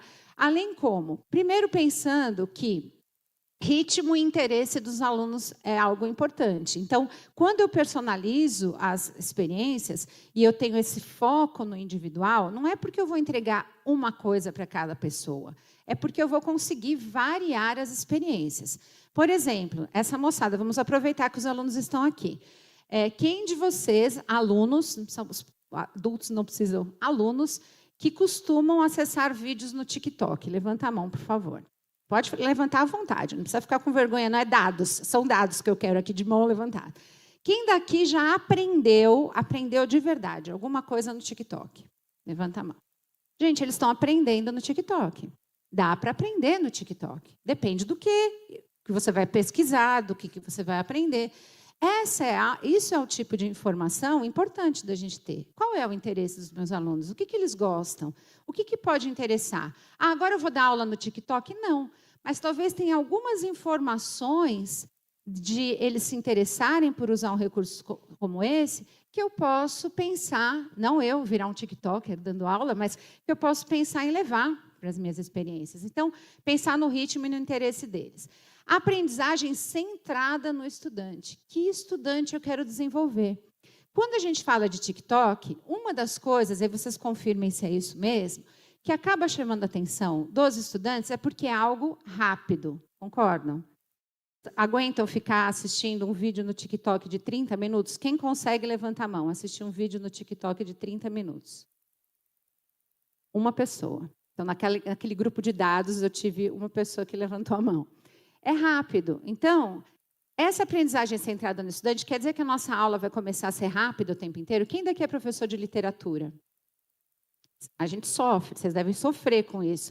Vai ler Dom Casmurro no TikTok? Não dá. Tem que, né? Uma fruição do texto, não é só a leitura. Então, como é que a gente ajuda esse aluno que precisa de menos tempo na vida, ele está acostumado com um tempo mais rápido, a avançar e eu pensar em que aluno que eu quero formar? O que está me interessando? Que ele entenda o Dom Casmurro ou que ele frua essa leitura e realmente consiga perceber as características? E outro ponto, contexto e autonomia. Então, quando eu penso em personalização e eu penso no uso que a inteligência artificial, né, o benefício que ela pode me dar nesse desenho de trilhas, eu também posso diversificar as experiências, ter momentos mais coletivos, ter momentos em que os alunos individualmente podem ter uma plataforma que vai ajudar em alguns caminhos, mas nunca uma coisa ou a outra, sempre a combinação dessas duas experiências, né? Bom, como é que ela pode nos ajudar? Então, alguns elementos. Primeiro, diagnóstico, identificar lacunas e o progresso dos estudantes. De novo, gente, sempre com essa visão, que a lacuna pode ser real ou pode ser uma lacuna no sentido, errou, não entendeu, mas por outras questões socioemocionais. Ele estava pensando em outra coisa. Então, a gente sempre tem isso em mente. que, por ser probabilidade, por ser um dado estatístico, ela vai me dar ali uma média, né? Talvez muita gente está errando tal coisa, né? Pode ter N motivos, mas muita gente está errando. Recomendações, então essa sugestão de trilhas, isso tanto numa plataforma quanto a gente mesmo, enquanto docente, dizendo: realizei essa atividade aqui com os meus alunos, tantos por cento acertaram a letra A, todos colocaram a letra B. Qual a sugestão que eu poderia fazer para avançar, uma trilha de aprendizagem para dar conta dessa lacuna que eu identifiquei, né? Feedback, uma vez que oferece retorno em tempo real, tanto para a gente quanto para os estudantes. E essa questão do retorno em tempo real, ele é, muitas vezes, algo que a gente vai dando instrumentos para esse aluno também pensar como é que ele pode usar a inteligência artificial para ter um retorno em tempo real, não só daquela atividade que o professor passou, mas, como a Dora falou, a mudança na sociedade que a gente está tendo, o quanto que isso, às vezes, acontece em coisas que a gente nunca pensou. Eu vou dar um exemplo aqui muito simples, que até por isso eu atrasei o envio dos slides. Eu levei minha mãe ao pronto-socorro na terça-feira, e, chegando lá, ela fez um eletrocardiograma, e eu não gostei muito daquela unidade de atendimento que eu estava com dúvidas se o que eles estavam fazendo lá era o melhor. Tirei umas fotos do eletrocardiograma, subi esse eletro no ChatGPT, perguntei qual que era o que aquilo estava dizendo, o que aquela imagem estava dizendo. Ele foi lá no banco de dados dele, me pegou o que era, e eu disse qual era o procedimento que eles tinham dado, né? Eles deram esse medicamento e tal. E aí eu fiz uma leitura daquilo, e eu sou bióloga também, isso também me ajudou, né? Porque eu consegui, talvez se eu não fosse bióloga, algumas coisas que veio ali, mas, no geral, me ajudou a dizer que faltava um determinado exame que eles não tinham pedido. E aí eu lembrei que realmente era um exame importante e tal. E eu fui e perguntei para a médica: tal exame vocês não vão fazer? Deveria, mas nessa unidade a gente não tem o recurso para esse exame. Então, vejam, óbvio que tudo bem, não era um caso grave, mas é algo que eu já marquei um médico para ela, né, uma consulta médica, já amanhã, para poder resolver isso. Quer dizer, foi uma informação que eles não me disseram: tem um exame que é importante, nós não vamos fazer. E por meio de um dado que é uma mudança social. Quer dizer, ao invés de eu ficar ligando para algum amigo médico, deixa eu ver se tem alguém que pode me atender agora 1h e me dar uma informação, eu obtive uma informação ali na hora. Então, essa ideia, né, da gente ter o feedback em tempo real também nos ajuda enquanto docentes e enquanto estudantes, né? Então, eu fiz alguma coisa, é por aqui mesmo? Tem algo que eu deveria mudar? Então, são elementos que vão nos ajudar, e, sem dúvida nenhuma, em relação à acessibilidade, né? Eu coordenei educação básica, fiquei durante 18 anos enquanto coordenadora de anos finais em ensino médio. E cada vez que a gente tinha que fazer uma avaliação que fosse mais acessível para alunos com baixa visão ou com outras características, era muito trabalhoso fazer isso, né? Porque, às vezes, você ampliava a letra, mas aí você ficava com 30 páginas. E, às vezes, você não precisava ampliar a letra, você podia resumir. Hoje, você consegue ter dados mais rápidos e ter materiais mais eficazes para você utilizar com os estudantes. Bom, papel dos docentes nisso tudo. Então, a gente vai imaginar, né, a primeira parte ali que a Dora muito bem trouxe para a gente, a IA entrega dados. Então, a gente tem uma grande quantidade de dados que pode vir por meio de plataformas, que pode vir por meio da nossa inserção dessas informações dos estudantes. Tá? Eu já fiz isso também. Sempre coloco lá no chat temporário. Não sei se é verdade que dizem que quando está no temporário, realmente eu não estou ensinando a máquina. Depois eu vou pegar a Dora ali no camarim para ela me contar se é isso mesmo, mas eu ponho o chat temporário, subo os dados para poder ter uma informação. Só que aí vem a parte mais importante. Por isso que a Dora colocou formação docente, que não adianta só eu pegar esses dados se eu não tiver esse olhar pedagógico para a mediação. O que eu faço com isso? Tá? Porque só depender da máquina que vai entregar uma trilha pode servir para alguns estudantes, mas não pode não servir para aqueles outros em que eu tenho questões socioemocionais, questões de pré-requisitos, né? A gente está ainda vivendo um pós-pandemia, quer dizer, a gente tem muito aluno que está lá com a gente, que teve uma lacuna gigante no período de alfabetização, quer dizer, a gente tem várias questões envolvidas, e esse olhar pedagógico ele é fundamental. E aí, a partir desse olhar, o desenho da experiência, que experiência de aprendizagem eu vou ofertar para esses meus estudantes, para que aqueles dados que eu identifiquei tenha uma intervenção em cima deles. Tá? Não é o dado pelo dado. Aliás, isso nunca foi, com ou sem inteligência artificial. Né? Nunca deveria ter sido, mas, infelizmente, é o que muitas vezes acontece. Acabou um período letivo, um bimestre, um trimestre, eu faço uma prova, eu coleto um monte de dados, e aí eu falo, bom, gente, mas já acabou esse bimestre, vamos para o próximo, tem conteúdo novo para a gente trabalhar. Né? Então, isso a gente sempre viveu de não ter um tempo de intervenção em relação aos dados. A vantagem é que a IA vai nos dando mais informações e a gente consegue intervir antes. Né? Vai facilitando, né?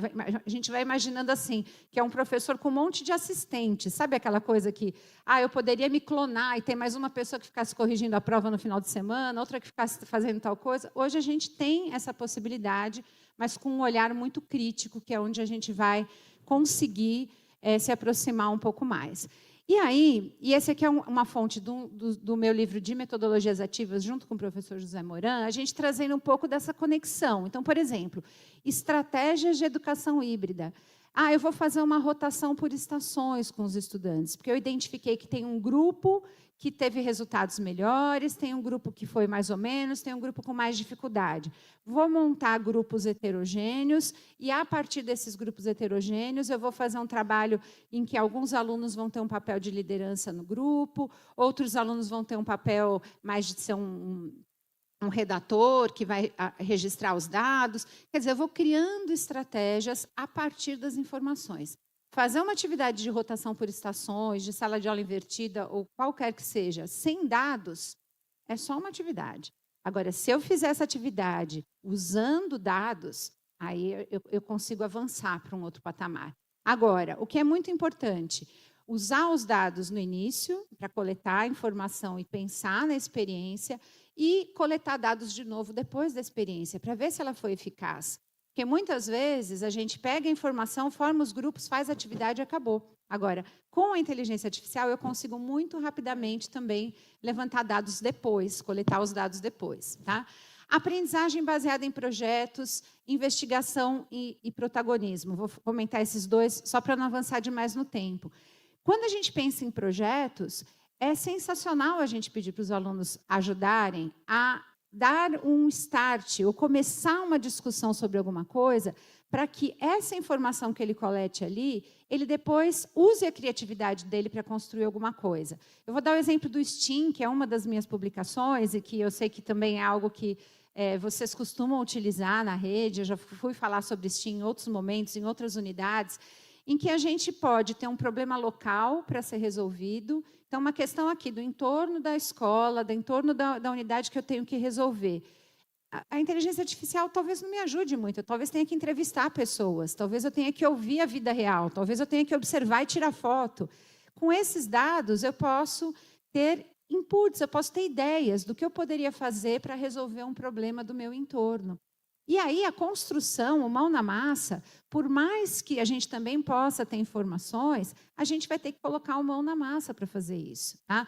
Eu vou dar um exemplo de estudantes que criaram um recurso para que, isso antes do óculos da Meta chegar, que hoje com o óculos da Meta, né? Mas antes do óculos da Meta chegar, era um óculos em que, ao olhar para uma placa na rua, esse óculos transformava essa informação da placa em som, né? Então, para uma pessoa com algum tipo de deficiência visual, ela ia ter informação.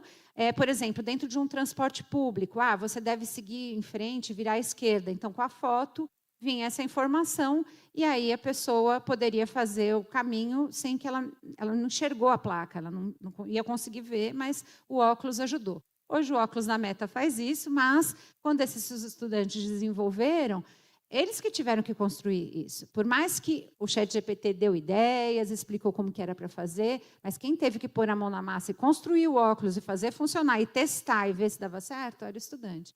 Então, usar como aliada para desenvolver a criatividade. Né? Então, é um caminho muito interessante.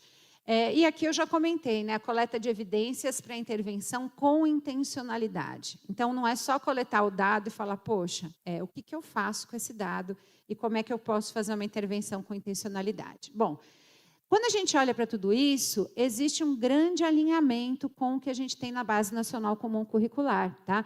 Primeiro, quando a gente fala em desenvolvimento integral dos estudantes. O aluno hoje, se a gente pede um trabalho para ele, ele traz o trabalho pronto, eu não sei se ele sabe aquilo. Né? Então, a gente tem visto a necessidade de realmente alterar esses recursos de avaliação, né? Como a Dora muito bem colocou. Essa avaliação, que na nossa época, chamada oral, lembra dela? Era uma das coisas que a gente estudava para aquilo. Não digo fazer chamada oral com os alunos, mas se ele pesquisou alguma coisa, ele tem que aplicar ali na sala de aula. Hoje, com a restrição do uso do celular, né, por mais que ele consulte aquilo que ele trouxe impresso, ou que ele apresentou, ele vai ter que pensar a partir daquilo. E é o que a gente precisa fazer hoje, né? Porque a informação está na mão. Está na mão já há algum tempo. Antes da inteligência artificial, no Google já estava na mão. Né? Na Barça não estava muito, porque era difícil carregar a enciclopédia, mas no Google já estava na mão. Né? Na Wikipedia, a gente já tinha informação na palma da mão, mas como é que a gente transforma essa informação em conhecimento? Então, essa ideia de pensar em conceitos que devem estar presentes, mas em valores, em atitudes, está lá na BNCC.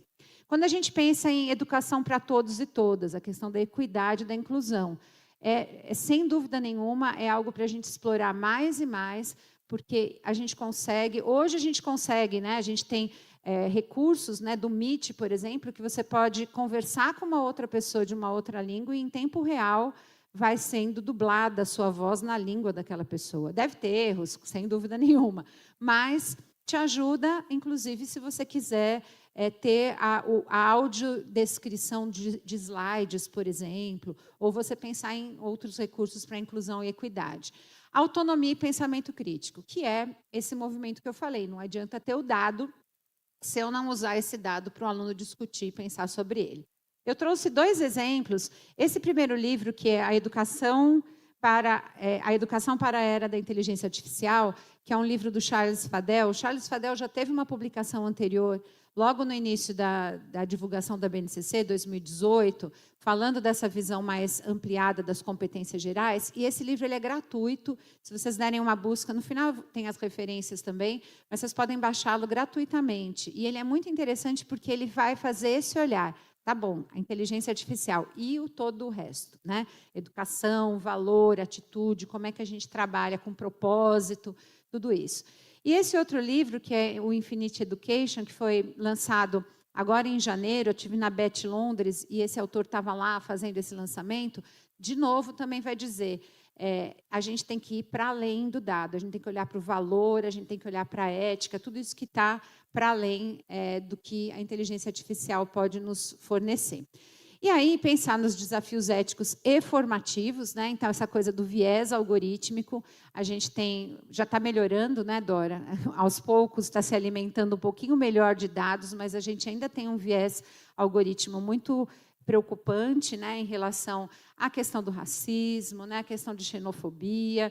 Recentemente saiu uma publicação dizendo que foi pedido para criar imagens que mostrassem as características das pessoas de cada estado. Né? Quando você olha as fotos, você vê o quanto que nem sempre elas são aquilo que a gente entenderia. Né? Elas têm um viés ali de xenofobia, parte de racismo. No início, hoje já está um pouco melhor, mas antes, quando eu pedia para criar imagens, aliás, todas as imagens e toda essa apresentação em termos visuais foram feitos pelo Gama, tá? O conteúdo eu alimentei e ele gerou a distribuição. Eu até achei que ficou bonitinho o jeito que ele foi organizando.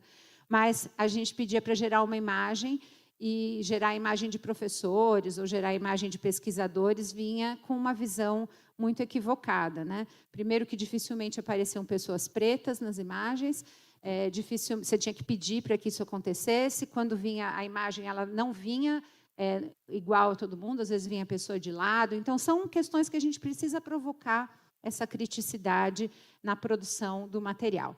Proteção de dados, então, é isso, a gente pensar nessa segurança, porque tudo que a gente está subindo, a gente também está alimentando. É o que eu digo, os meus textos, acho que os da Dora também, cada vez que eu escrevo alguma coisa, se eu subo lá, ele fala que não é autoral, porque os meus dados já subiram lá e já estão alimentando, e pode ser alguma coisa que eu falo, não, gente, isso aqui sou eu que falo desse jeito, e vai lá e ele fala, não é autoral, não foi você que falou. Então, É isso. E 3, formação contínua. Então, a gente desenvolveu os saberes digitais docentes. Na semana passada, eu tive a oportunidade de participar de um encontro do Ministério da Educação com o lançamento do guia de implementação da educação digital e midiática. Hoje vocês vão ter a Mariana no final do dia, que também vocês vão amar, ela é uma super referência nesse ponto. E no lançamento desse guia, uma das coisas que me pediram para ir falar nesse encontro do MEC foi sobre formação continuada. A gente não pode parar de aprender, porque a gente está num outro momento, né, da educação. E aí, aqui eu quero fechar, né, com 3 dados assim, de pesquisas que são realmente para a gente refletir e, a partir delas, também ir pensando na nossa prática, né? Essa eu coloquei como primeiro lugar, porque foi uma das que mais me incomodou. Por quê?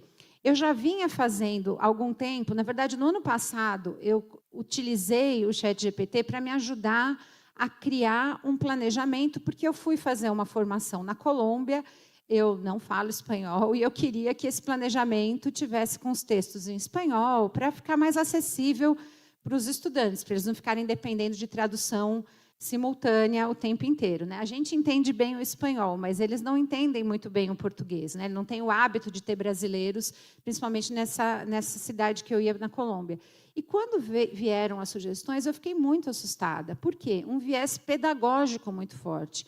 Você olhava para as sugestões que vinham ali, e aqui foi essa pesquisa que foi realizada agora em 2025, que há uma dominância de práticas tradicionais e diretivas. Então, quando a gente pede para o ChatGPT, por exemplo, ajudar a gente a criar um planejamento, mesmo que você coloque, faça uma rotação por estações, o que vem de ideia é muito tradicional. Né? É a mesma coisa que você pedir, faça uma imagem de uma sala de aula, vai colocar uma pessoa na frente e os alunos enfileirados. Então, há um viés pedagógico muito forte nesses materiais. Por isso, a importância da nossa formação, de não usar literalmente o que vem. Inclusive, teve até uma aluna que processou o professor e ia pedir o dinheiro de volta, né? Apareceu agora nos Estados Unidos, porque o professor contou que ele fez o planejamento da aula por inteligência artificial e ela ia pedir o dinheiro de volta da aula dela. Né? Não sei se vocês viram, saiu na semana passada uma notícia sobre isso. Então, a gente pode pedir ajuda, mas a gente precisa ter esse olhar crítico, porque o material vem com viés pedagógico muito tradicional. Então, a gente também saber criar prompts melhores para evitar isso. Né? Então, coloca lá, segundo a Lilian Bassic, como poderia ser só? Aí, talvez, quem sabe é um pouquinho melhor, mas... No geral, a gente precisa ter esse olhar muito crítico, porque o que vem é uma aula tradicional, mesmo que você peça com metodologias ativas. O outro ponto, eu também assisti a palestra da Rose Lukin, lá em Londres, e ela estava falando dos tutores inteligentes, né, do uso da inteligência artificial para esse apoio, e ela trouxe ali uma ideia de aprenda rápido, mas atue com cautela. Né? Então, tudo bem, vamos aprender muito rápido, tem muita coisa para a gente aprender, mas vamos esperar e vamos olhar com calma. Né? E aí ela traz que, em primeiro lugar, a IA deve amplificar a inteligência humana e não substituí-la. Né? E o smartphone já fez isso, a gente não sabe mais o número de telefone de cor. Né? A gente não precisa mais decorar o número de telefone, a gente tem lá, mas... ela nos ajudou a usar para outras coisas a nossa memória. Né? Então, a ideia de que os educadores precisam entender as possibilidades e limites, os pesquisadores, a pesquisa é fundamental. Né? Então, a gente olhar o que estão pesquisando sobre A, o que tem ali nessas pesquisas que podem nos ajudar.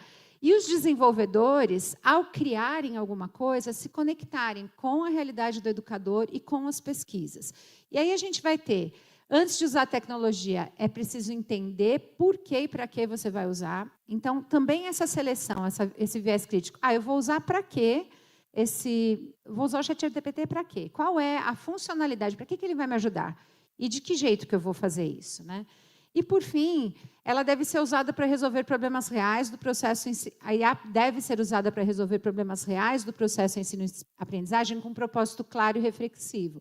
Então, quando eu crio uma rubrica... Por exemplo, eu uso muito... Eu passava muito tempo em formação ensinando os professores a fazer rubrica. Hoje, eu alimento... Né, uso alguma rubrica que eu fiz e peço para criar uma rubrica semelhante para eu poder avaliar um determinado projeto que eu vou fazer com os alunos. facilitou muito minha vida. Dava muito trabalho criar boas rubricas. Hoje eu baixo a rubrica e só ajusto aquilo que não faz muito sentido. Já estou finalizando. E, por fim, esse outro framework, além do framework da Unesco, né, que a Dora comentou, esse framework da Austrália, ele vai trazendo, né, algumas questões interessantes sobre a IA para o apoio para os professores, para o apoio dos estudantes, e por isso ela precisa ser objeto de estudo. Eu tenho que aprender com IA e tenho que aprender sobre IA. Né? Então, eu tenho que trazer essa discussão para a sala de aula e pensar nesses limites claros, éticos. Né? Então, deve ser transparente, a gente informar para os alunos o que a gente fez com o IA, para cada vez mais eles se sentirem confortáveis a dizer para a gente e se sentirem incomodados se eles falarem, eu nem li, eu peguei o negócio. No final tem assim, se quiser que eu faça um texto diferente, me avise aqui. Ele imprime desse jeito e manda para... Já devem ter recebido o texto assim, né? Se quiser que eu mude alguma coisa, é só me avisar. Então, para fechar, o futuro que queremos, né? A gente quer a IA como aliada, como apoio e não como substituição. Uma educação humanizada, né? Então, a gente tem que trazer essa discussão. Não dá para ter o medo da IA. Ela precisa vir para o centro da discussão. E uma inovação consciente, né? Disruptiva, mas consciente, com a tecnologia a serviço do aprendizado. Então, transformar a educação é uma construção coletiva. Né? Não adianta só o professor, ou só o aluno, ou só a instituição criar alguma coisa, precisa ser todo mundo junto. Né? Ou só o desenvolvedor, né? Tem que estar todo mundo no mesmo barco. E aí, para fechar essas referências, então, as imagens foram geradas por IA, o template foi adaptado do Gama. Convido vocês a usarem, quem nunca usou. Gostei muito da adaptação dos templates, achei super legal. E aqui eu estou deixando um QR Code que eu vou colocar, são meus livros, minhas publicações, e eu vou colocar essas referências para vocês, tá? Porque aí vocês conseguem baixar as referências que eu deixei aqui no slide. Pessoal, muito obrigada, espero ter contribuído para as reflexões. Obrigada.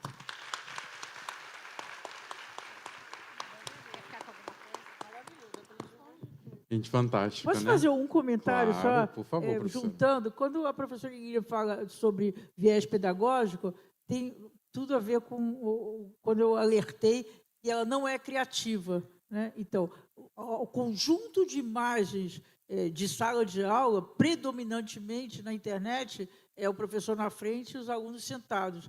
Então, quando ela foi, entre aspas, aprender o que é a representação numa sala de aula, ela está baseada no padrão. Né? Então, por isso, como a tecnologia ela não tem um entendimento, não cria, ela vai reproduzir o que é o padrão. Por isso que eu insisti que a criatividade está conosco, com o ser humano, o que é uma vantagem, né? Pelo menos por enquanto. Gente, mais uma aula incrível também, falando sobre essa questão da personalização da aprendizagem como um todo. Mas, enfim, agradeço demais. A gente ainda vai discutir daqui a pouquinho, a gente vai ter ainda algumas perguntas. Eu vou fazer uma fala um pouquinho mais institucional para vocês, mas, entretanto, vou trazer, na verdade, a ideia toda por trás também daquilo que nós, como rede, temos feito em relação à inteligência artificial, aquilo que a gente tem construído. Tá? Então, a nossa proposta é a gente apresentar um pouquinho disso para vocês. Tem algumas pessoas que já conhecem um pouco sobre isso, outras não, mas a ideia é que a gente possa realmente resumir um pouco dessas nossas propostas como rede. Tá? Então, a gente inicia, acho que alguns de vocês já podem ter visto essa tela, de algumas formas, mas a gente está falando dos alicerces, né? Bem como o nosso diretor-geral falou, em relação a esse nosso programa Educação. A gente está promovendo uma proposta de equidade dentro do contexto do nosso programa Educação, do SESC. Né? Então, dentro disso tudo, nós temos os nossos grandes pilares, né? Que envolvem desde as nossas plataformas, os materiais didáticos como um todo, os nossos documentos norteadores e a nossa tão importante formação continuada. Portanto, hoje a gente vai dar um enfoque um pouco maior em relação às nossas plataformas, tá?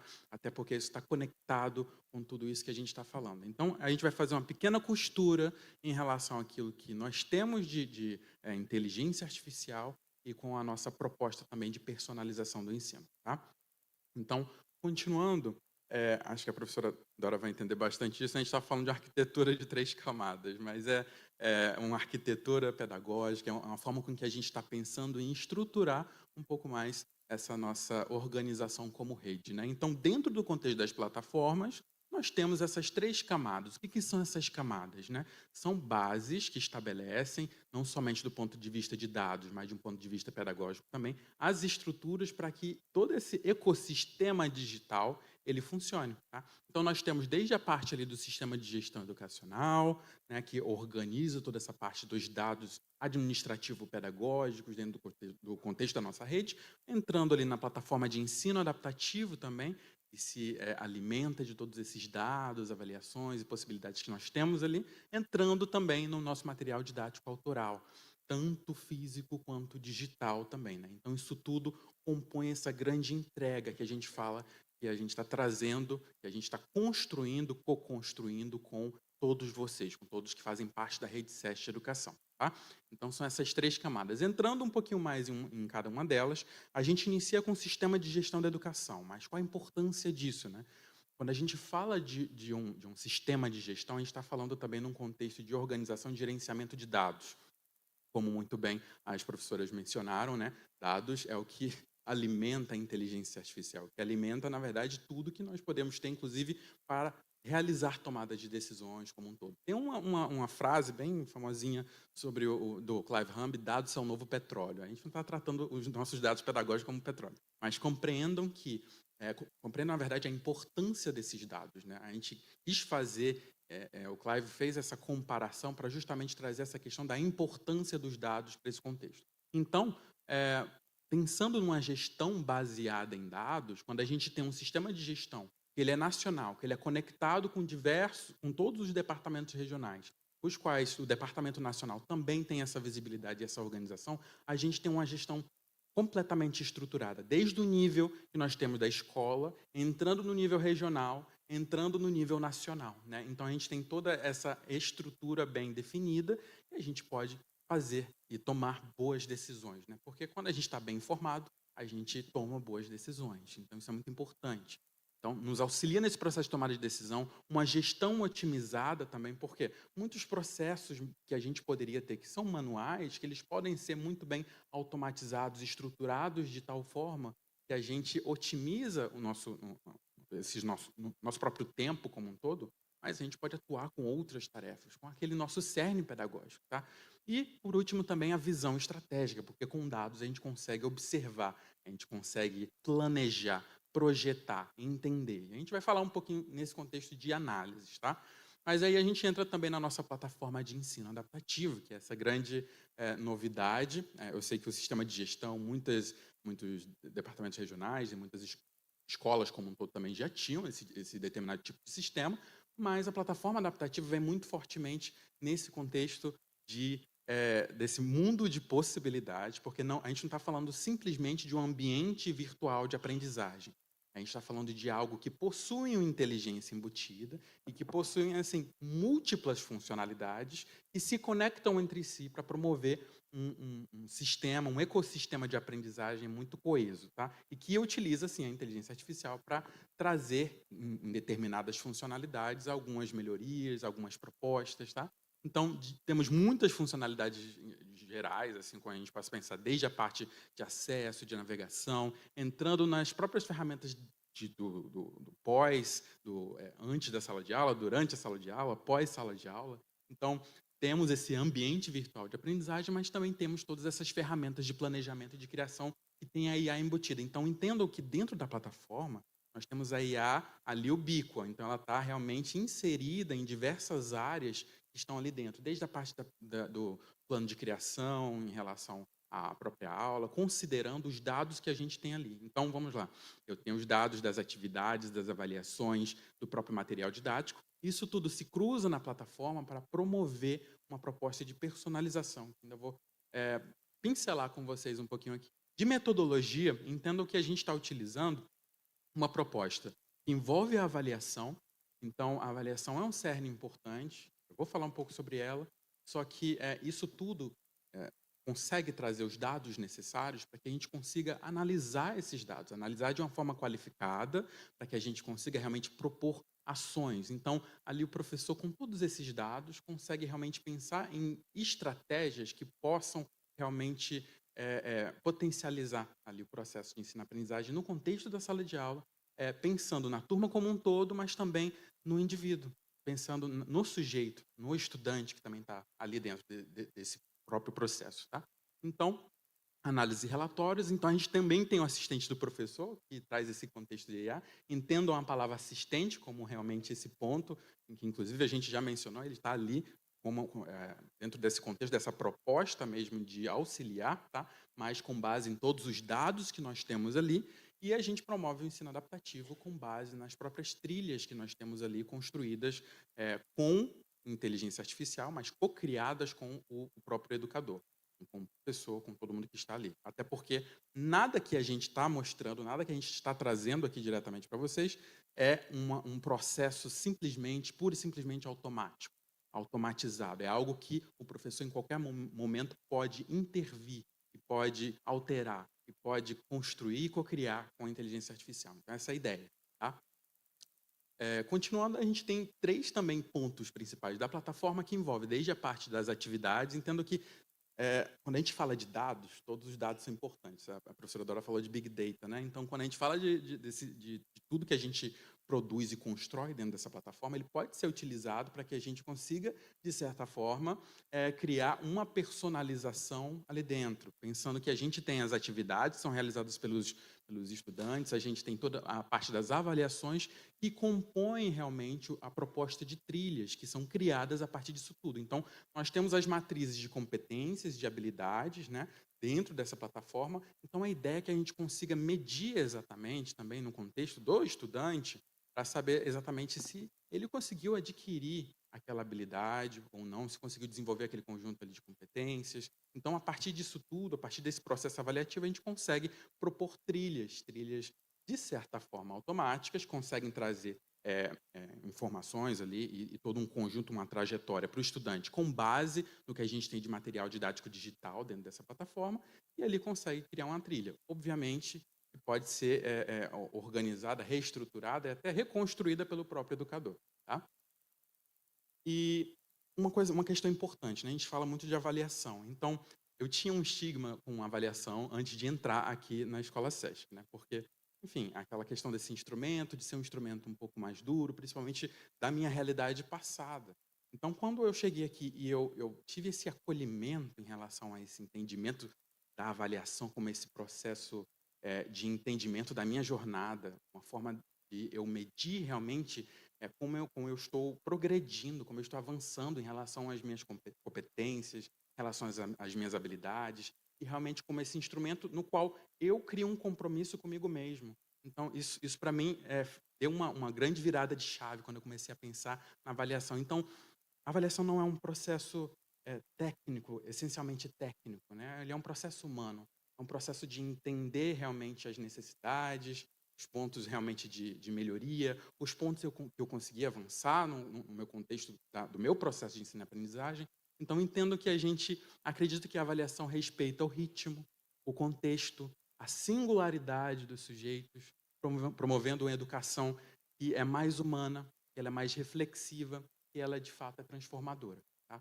Então, nós temos ali 2 pontos principais que as avaliações conseguem nos trazer para esse contexto todo de dados, que envolve os indicadores pedagógicos e os insumos de dados. Indicadores pedagógicos por quê? A partir disso, a gente consegue entender realmente quais são as necessidades dos estudantes, né? Os pontos de melhoria em termos de habilidade.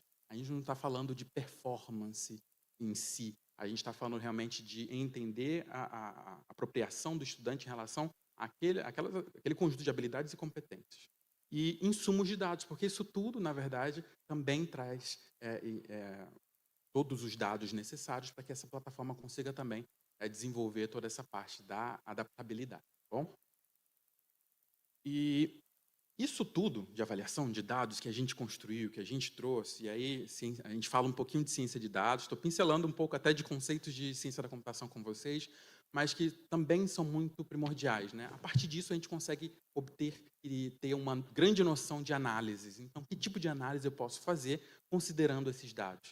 Então, são 4 tipos de análise, existem até algumas outras também, outros autores trazem alguns outros pontos, mas que são principais quando a gente fala desse contexto de dados. Tá? Então, análise descritiva, o que aconteceu? O que aconteceu naquela situação? né, a partir dos dados que eu tô obtendo. A análise diagnóstica, por que que aquilo aconteceu, né? A análise prescritiva, o que eu vou fazer, então estou prescrevendo exatamente um caminho para solucionar determinada questão, e eu tenho análise preditiva, o que vai acontecer. Entendam que a IA consegue trazer para a gente realmente uma possibilidade em relação a todos esses tipos de análise, mas principalmente a preditiva, né? Porque imagina a gente conseguindo prever exatamente também, no contexto da jornada desse estudante, quais seriam os possíveis desafios que ele poderia enfrentar lá na frente com base nos dados que a gente tem atualmente. Então, é uma forma da gente conseguir mapear, uma forma da gente conseguir dirimir essas potenciais questões, né? Mas agora, já pensando numa proposta no agora. Tá? E aí, isso tudo foi feito com a ajuda da IA, inclusive, de como é que a gente conseguiria trazer todas as possibilidades que a gente tem dentro do contexto dessa plataforma e daquilo que a gente está colocando, tá? Dentro dela. Então, muita coisa de avaliações diagnósticas, assistente do professor, criação de avaliações com IA, ensino adaptativo, toda a parte de trilhas adaptativas, de criação de aulas também como um todo. Enfim, são muitas as ferramentas que a gente tem ali dentro, né? Então, a IA potencializou muito daquilo que a gente quer construir, daquilo que a gente está construindo. Gente, e isso tudo ainda está em evolução, tá? Porque aquilo, nada é estanque. A gente está num momento de transformação digital no SESC como um todo, né? Esse, na verdade, também faz parte de todo um processo, não somente essas plataformas, mas tudo que a gente está fazendo faz parte de um processo de transformação digital. Então, isso aqui é a ponta do iceberg daquilo que a gente vai chegar também nos próximos anos, né? Então, isso tudo a gente está construindo junto com vocês, tá bom? Mas a gente sempre deixa aí tecnologia como ferramenta, tá? Para potencializar esse nosso fazer pedagógico. Eu não estou colocando aqui a ferramenta, a gente falou sobre as plataformas, falamos sobre o sistema de gestão, sobre essa nossa estratégia geral de dados. É uma fala um pouquinho mais institucional, novamente. Mas entendam que tudo isso que a gente está organizando e oferecendo também para a rede são ferramentas, né? Também para que a gente consiga potencializar aquilo que a gente já faz. Está no nosso DNA SESC de uma educação integral e transformadora, né? Então, estou aqui também como um caso vivo disso, falando aqui com vocês, trazendo realmente o potencial disso tudo que a gente já faz, né? Mas imagina o que a gente não vai conseguir fazer daqui a um tempo, né? Não somente utilizando essas ferramentas, né? Mas adaptando tudo isso para essa nossa estrutura metodológica, tá bom? E, por último, eu queria, assim, só fazer uma fala relacionada a esse nosso contexto de rede, né? Estamos todos aqui. Aqui nós temos um público bem variado, desde as nossas palestrantes, nossos palestrantes também estão por aqui, mas também outros convidados, temos estudantes, temos educadores, temos representantes regionais. Então, nós temos assim um público bem grande. Cada um de nós é um nó, é um ponto ali nessa nossa malha de rede, né? Eu estou aqui no Rio de Janeiro, faço parte da gerência de educação, mas nós temos todo esse Brasil assim pulsando e vivendo e desenvolvendo a educação e construindo isso tudo juntos, né? Então, somos pontos dentro dessa grande rede, né? Temos a nossa rede aqui escolar, temos a nossa rede regional, temos a nossa grande rede nacional, assim como a gente tem internet, né? A gente tem essa nossa rede SESC de educação. Então, a gente traz um pouquinho dessa ideia do Ubuntu, né? Tendo origem no idioma Kibuntu, Kibundu, dos povos de matriz Bantu, do continente africano, a palavra Ubuntu não tem uma tradução exata e literal em português, mas seu significado seria, de maneira geral, existências conectadas entre si. Ou seja, mostra que é uma conexão entre as existências, né? Então, nós somos pontos dentro dessa grande malha, dentro dessa conexão. E o que a gente faz, o que a gente desenvolve aqui, a praxis de cada um de vocês, o resultado que vocês colocam lá no painel, que a gente vê realmente das coisas fluindo, do contexto da educação, as práticas que vocês desenvolvem, tudo que vocês realmente constroem, fazem parte dessa rede, né? E cada vez mais, através dessas plataformas, através daquilo tudo que a gente está colocando, a gente vai conectando esses nós, a gente vai realmente trocando isso tudo, porque nossa rede também é baseada em experiências, tá bom? Então, deixo essa informação sobre inteligência coletiva, que foi um ponto, inclusive, que o nosso gerente também trouxe em relação a tudo isso, né? Inteligência, como é que a gente conecta tudo isso, tá?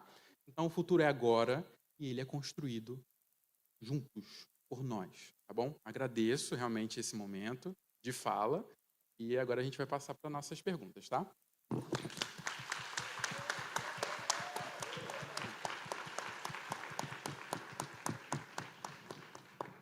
Gente, momento de descontração agora, vamos perguntar. Tem algumas perguntinhas. Eu sei que a gente está andando, avançando com o tempo, mas, assim, discussões são importantes. Já venho pedir, inclusive, para a diretora e para o gerente também, para a gente fazer um summit de IA. Acho que seria muito importante para a gente discutir sobre isso. Temos muita coisa bacana para falar. Professora Dora, eu gostaria de falar sobre despersonalização. Numa postagem de blog recente, você menciona sobre responsabilidade sobre conteúdos gerados por IA, principalmente no contexto acadêmico. Sabemos que a escrita é um processo complexo, criativo, que mobiliza múltiplas cognições e é cheio de nuances. Falamos de personalização da aprendizagem, mas e a despersonalização da produção de conteúdo? E o nosso compromisso como atores desse processo de ensino e aprendizagem. Como é que você vê esse processo criativo na era da IA? Não, um pouco eu já até comentei, né, que a criatividade está conosco. Logo quando saiu o ChatGPT, em novembro de 2022, em janeiro, fevereiro, março, abril, tiveram muitas polêmicas. Eu escrevi na época sobre isso também, porque a comunidade da educação meio que se dividiu. Alguns achando que era uma oportunidade e outros querendo banir, e de fato foi banido. Um dos exemplos, em toda a rede de ensino, por exemplo, do ensino básico da cidade de Nova York, baniu, já em janeiro ou fevereiro, baniu da rede, não podia usar o ChatGPT.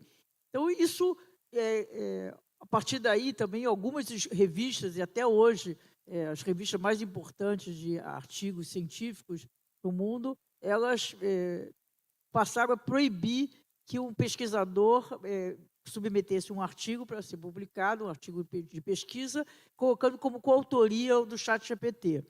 Para mim, isso me chama muita atenção. Eu não consigo entender como é que um pesquisador manda um artigo dizendo que é coautoria do ChatGPT. É um artigo científico, porque o artigo científico pressupõe que você está acrescentando alguma coisa ao conhecimento que já existe. Então, a criação é sua. Né? Se você usou o ChatGPT ou qualquer outra técnica, solução de inteligência artificial no seu desenvolvimento, tudo bem, isso, mas é você. E aí veio a sua pergunta, porque a responsabilidade, quando a gente submete um artigo numa revista científica, a responsabilidade sobre o conteúdo é nossa. Quando a gente publica um livro, a responsabilidade é sobre nossa. Então, essa questão da responsabilidade está diretamente vinculada a quem é o autor quem é o autor, né? Então, o ChatGPT ou qualquer outra solução próxima, você não pode imputar responsabilidade, né? Você não pode puni-lo porque ele produziu um artigo. Então, é sempre responsabilidade nossa. Eu queria aproveitar e comentar uma questão que eu não falei, que eu acho importante, são os dados sintéticos. Né? Hoje, tem uma variação, mas supõe-se que em torno de 60% a 80% dos dados que estão na internet hoje já são dados sintéticos. E isso é um problema que coloca um novo elemento na já complexidade da inteligência artificial. Por quê? Porque os dados... O que são os dados sintéticos? São os dados que não são produzidos por nós humanos, né? São os dados produzidos pelas máquinas e, fundamentalmente, por esses sistemas de IA generativa que produz conteúdo. Então, imagina um pouco do que eu falei. Essas soluções, elas têm erros, equívocos, ao tal que fala que alucinação, ela tem uma série de problemas, né? Então, o que está acontecendo? As novas soluções de inteligência artificial ou as novas aplicações de inteligência artificial estão sendo treinadas em grande parte com dados sintéticos que já tem. Eu vou dar um exemplo, é sempre bom dar um exemplo. Mão. Quando a gente quer, um dos indicadores para a gente saber se uma imagem é fake, né? Se é deepfake, que é uma técnica específica, se ela é fake, é olhar a mão. Por quê? Porque, em geral, nós não tiramos foto assim, né? Com a mão super assim. A mão, a gente nunca prepara a mão para tirar uma foto. Então, a mão está sempre assim, torta. Então, o conjunto de imagens de mão são pedaços de mão, são tortas, são assim, nunca é a mão. Então, o sistema tem dificuldade de reproduzir uma mão correta. Então, em geral, a mão tem uma deformação. Então, eu escrevi recente sobre esse assunto, que eu comparei com o telefone sem fio. Todo mundo aqui sabe que é o telefone sem fio, né? Então, é um pouco nesse sentido. Você coloca uma mensagem e a mensagem na outra ponta sai deformada, né? Então, pegar o exemplo da mão. Se eu vou treinando fazer outras mãos, as novas mãos que vão sair desses sistemas, elas vão ser cada vez mais deformadas. Por isso que eu comparei com o telefone sem fio. Então, esse é um outro problema que também está sendo bastante discutido, né? O que esses dados, imagina, 60%, 80%, e se prevê que isso só está aumentando, né? Toda tradução, por exemplo, tudo que a gente pede para traduzir já gera dado sintético. Então, todo o tempo nós estamos gerando dados e estamos gerando também dados sintéticos. Então, isso tem muitas questões, né, envolvendo, infelizmente, o tempo é sempre limitado, Pois é. mas nós temos muitas questões envolvendo a inteligência artificial, muitos desafios a serem solucionados, né? Ela tem os benefícios enormes, senão a gente não estaria nem falando sobre ela, simplesmente é ruim, mas não, ela tem benefícios muitos, ela está ajudando muito em todas as áreas. Mas ela também tem desafios e tem potenciais danos que também são muito importantes. Sobre a questão do viés, não é só nos dados, né? O viés, ele é produzido, o viés, que é a solução enviesada, ela é produzido de várias formas, inclusive pelas decisões humanas. E quando a gente pega um sistema de inteligência artificial, tem uma cadeia de produção. Cada etapa dessa cadeia tem uma decisão humana. E não existe nada mais enviesado do que nós humanos. Então, toda vez que a gente toma uma decisão nessa cadeia de produção do sistema, a gente está trazendo o nosso viés, a maneira como a gente olha, como a gente percebe, né? Tiveram algumas soluções que foram citadas assim, em 2021, 2022, intensamente, e quando foram investigadas, o principal viés estava na decisão dos desenvolvedores na partida, que tomaram na partida, né? Então, por isso, tem que ir se familiarizando com essa tecnologia e lendo, e é isso. Não é nada simples. Eu sei por mim mesmo que é a tecnologia mais complexa que já existiu na história da humanidade. Isso é verdade. E eu vi uma brincadeira recentemente falando que a ver dado sintético abre o LinkedIn hoje em dia, né? A gente vê muita questão de repetição de dados, de muitas coisas, né? Mas, enfim, muito obrigado, professora. Professora Lilian, temos um artigo seu bem interessante sobre recomposição da aprendizagem, que você aborda a importância da personalização, né? Você menciona, não se trata apenas de voltar ao que era antes, mas de construir novas formas de ensinar, aprender, centradas na equidade, no planejamento e no compromisso com o direito de todos à aprendizagem. Poderia explicar mais sobre o que é esse exercício de recomposição e como a IA pode potencializar essa ação tão conectada à nossa prática docente? Perfeito, Isaac. Bom, eu acho, só pegando um ganchinho muito rápido aqui, essa questão do humano, quando eu falo, né, do viés pedagógico e das aulas serem muito centradas, então a Dora já trouxe o exemplo, que as salas de aula já mandam essa informação e os planos de aula que ele acessa acaba trazendo o que a maioria dos professores, né, quando a gente fala que é tradicional, o ensino tradicional, não, é o que tradicionalmente vem sendo feito na educação. Agora, sobre recomposição das aprendizagens, é uma discussão super atual. Agora, em fevereiro, saiu pelo Ministério da Educação o Guia de Recomposição das Aprendizagens, né? Eu não sei se alguns de vocês já entraram em contato com esse material. E é um material que também está disponível ali. Um dos itens, né, que esse Guia de Recomposição das Aprendizagens traz é que recompor não é não é recuperar, né? Não é fazer de novo, porque a gente está recompondo as lacunas, principalmente as lacunas do período de pandemia, em que o aluno deixou de ter contato com algumas habilidades. Não é que ele não aprendeu direito, como a gente faz uma recuperação no final do ano, né? Ah, o aluno não aprendeu direito matemática, mas ele teve aula de matemática o ano inteiro, e aí eu vou recuperar, porque ele teve aquela aula. No caso da recomposição, é a gente tentar suprir essas lacunas daquilo que ele pode realmente não ter visto, pode não ter tido o desenvolvimento daquela habilidade. E a IA pode ajudar muito a gente, porque nesse material do MEC, uma das coisas que vem como orientação e que a gente vem fazendo, eu, enquanto na tríade educacional, a gente vem fazendo isso para alguns estados e municípios, que é criar um currículo priorizado. Então, por exemplo, se o aluno apresentou uma dificuldade, ou um grande número de alunos apresentou uma dificuldade em responder um determinado exercício de matemática que se relacionava a um descritor específico, né? Vocês também trabalham com os descritores aqui, então esse descritor é um descritor fragilizado. A gente percebe que esses alunos têm dificuldade e tal. Quando a ideia da recomposição, por exemplo, ele teve um descritor fragilizado de 9º ano. A ideia da recomposição é a gente entender onde está essa lacuna, porque às vezes não está no 9º ano, está lá no 5º ano.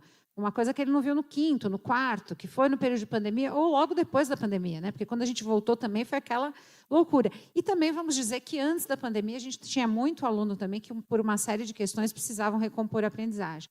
Quando a gente sobe esse descritor e diz, olha, um descritor do SAEB de 9º ano, quais são as habilidades da BNCC que se relacionam a esse descritor, que ajudariam a recompor essa aprendizagem? A gente consegue ter essas informações para, então, pensar numa intervenção a partir desses dados, né? A gente não tem esse material pronto, mas a gente tendo essas habilidades que estão conectadas, a gente pode entender onde é que está essa lacuna e o que a gente tem que fazer para avançar. Porque não adianta só falar, vamos pular isso, porque o aluno não sabe mesmo, vamos ensinar outra coisa. Não, eu preciso recompor essa aprendizagem. E aí, a IA ajuda muito a gente nesse processo. Inclusive em pensar em estratégias que a gente pode fazer, e aí, com um olhar muito crítico, a gente vê se a estratégia faz sentido ou não. Acho que é um pouco isso. Perfeito, professora. Obrigado. E assim, a gente não pode finalizar também essa parte mesmo de falar sobre IA sem uma pequena polêmica, porque a IA sempre gera diversas polêmicas para a gente, então acho que é importante também a gente sempre, só para organizar as coisas. Gostaria de agitar o ambiente. Agitar um pouquinho o ambiente, né? Gostaria de lançar uma reflexão que gera bastante debate. Ou você programa ou você será programado. Tem uma outra também que fala, você não será substituído por IA, mas quem usa IA, né? Mas por quem usa IA. Embora sigam alguns padrões alarmistas, né, dessas frases, elas podem trazer algumas considerações importantes, né? E aí, bate-bola, jogo rápido, né? Qual a opinião de vocês sobre isso? Eu acho que não são excludentes. Estamos sendo substituídos pela IA e vamos ser substituídos por pessoas que usarem IA. As duas coisas simultâneas estão acontecendo no mercado de trabalho. É um dos meus estudos. E não tem jeito, porque o que está acontecendo no mercado de trabalho, fundamentalmente, é o que se chama automação inteligente, que é automação com inteligência artificial. Ela está expandindo um processo de automatização programada que a gente já tem acelerado desde o final do século passado, né? No final do século passado, começo desse, nós tínhamos os quatro setores aqui no Brasil com maior taxa de empregabilidade. Era o varejo financeiro, que são os bancos, o governo e as montadoras. Entra alguém, se vocês não fizeram isso, entra no YouTube e pede para ver um vídeo como é que se faz carro hoje. É praticamente máquinas fazendo máquinas. Né? Nada tem a ver com inteligência artificial. É a programação, é a automação, é o processo de automação. Inclusive, não é simples. Isso é o que dizem os grandes especialistas em automação, você separar até o que é automação por inteligência artificial, o que não é automação programada. Então, por que ela está expandindo? Porque ela está entrando em áreas de cognição, que a automação programada não entrava. Né? Então, de fato, efetivamente, está tendo um deslocamento. As pessoas estão sendo substituídas por máquinas. Todo o tempo, e está acontecendo isso em todos os setores. Porque uma das motivações para as organizações começarem a usar a inteligência artificial é reduzir custo e aumentar a eficiência. Quando a gente fala em reduzir custo, é reduzir a folha de pagamento, que é a parte maior, é o maior custo das empresas em geral, qualquer setor. Então, eu acho que está acontecendo as duas coisas. Essa frase que todo mundo, quer dizer, todo mundo, muita gente fala, eu sempre penso isso, é meio falaciosa, porque, de fato, se a gente não se adaptar, não só à inteligência artificial, todas as inovações, se a gente não estiver atualizado, claro que a gente vai ser substituído por quem está atualizado. Mas também tem um processo em curso, em paralelo, de deslocamento. Por isso, para mim, do ponto de vista social, o maior impacto da inteligência artificial é sobre o mercado de trabalho, né? Tem 3 impactos principais. Um é esse, que é o óbvio, o fato da substituição. Cada vez que eu automatizo um processo, faço mais rápido, mais eficiente, eu estou demitindo aquelas pessoas que eu já não preciso de tanta gente para fazer aquele mesmo processo. Segundo, é um impacto sobre a renda. À medida que tem menos funções reservadas especificamente para os humanos, eu tenho oferta e demanda, eu tenho uma competição maior. Então, o salário tende a diminuir. Então, por exemplo, nós estamos hoje, comparativamente aos últimos anos, na menor taxa de desemprego. Mas se a gente vai analisar o que acontece, tem uma queda na qualidade dos trabalhos que as pessoas tinham, né? Porque por conta da automatização programada e da inteligência. E o terceiro impacto é o fato de que as novas funções, que também é uma falácia, que algumas pessoas, principalmente das pessoas de tecnologia, dizem, não, mas está deslocando, está automatizando, mas, por outro lado, estão surgindo outras funções. Só que essas outras funções precisam de qualificação, né? Nós temos um fenômeno, não só no Brasil, no mundo inteiro. Nós estamos simultaneamente com desemprego e vagas em aberto que não tem profissional capacitado para ocupá-las, porque são novas funções que precisam de uma qualificação, né? Então, essa é uma discussão muito importante, o impacto no mercado de trabalho. Agora, o professor, eu não vi nenhum professor sendo substituído. Pois é, isso é muito importante. Mas, né, eu também não vi, mas eu também sei que a carga de trabalho docente, ela sobrecarrega a gente, né? Se a gente pensa na quantidade, né, na carga de trabalho docente. Por isso que o meu convite é: usem, experimentem, conheçam o potencial, porque imagina aquela vontade que a gente tinha em sala de aula, se tivesse um assistente que fizesse isso, um assistente que fizesse aquilo.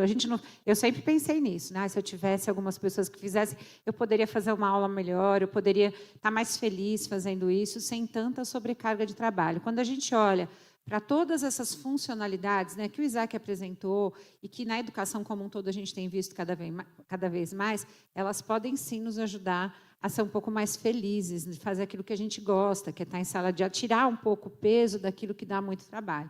Então, o meu convite é, se você ainda... Primeiro, comece explorando a própria plataforma, que é onde vocês estão. Quanto mais vocês conhecerem mais, vocês podem mostrar o quanto que é relevante a gente ter essa assistência melhorada, né? Cada vez mais, para a gente poder viver com mais alegria aquilo que a gente gosta de fazer. Mas pensando no trabalho para além, né, da Rede Sesc, né, pensando, experimentem, conheçam, né, porque realmente isso vai nos qualificar ainda mais enquanto educadores, né, para que a gente aprenda mais e saiba fazer melhor uso e saiba ensinar melhor os jovens em relação a essas novidades. Então, acho que é esse o ponto. Perfeito, muito obrigado, tá, professoras? Realmente, nosso tempo já está encerrado. Mas, assim, é uma discussão ótima. Eu acho que a gente ainda vai fazer muitas outras discussões também na rede sobre isso. Agradeço muito a presença de vocês e de vocês aqui também.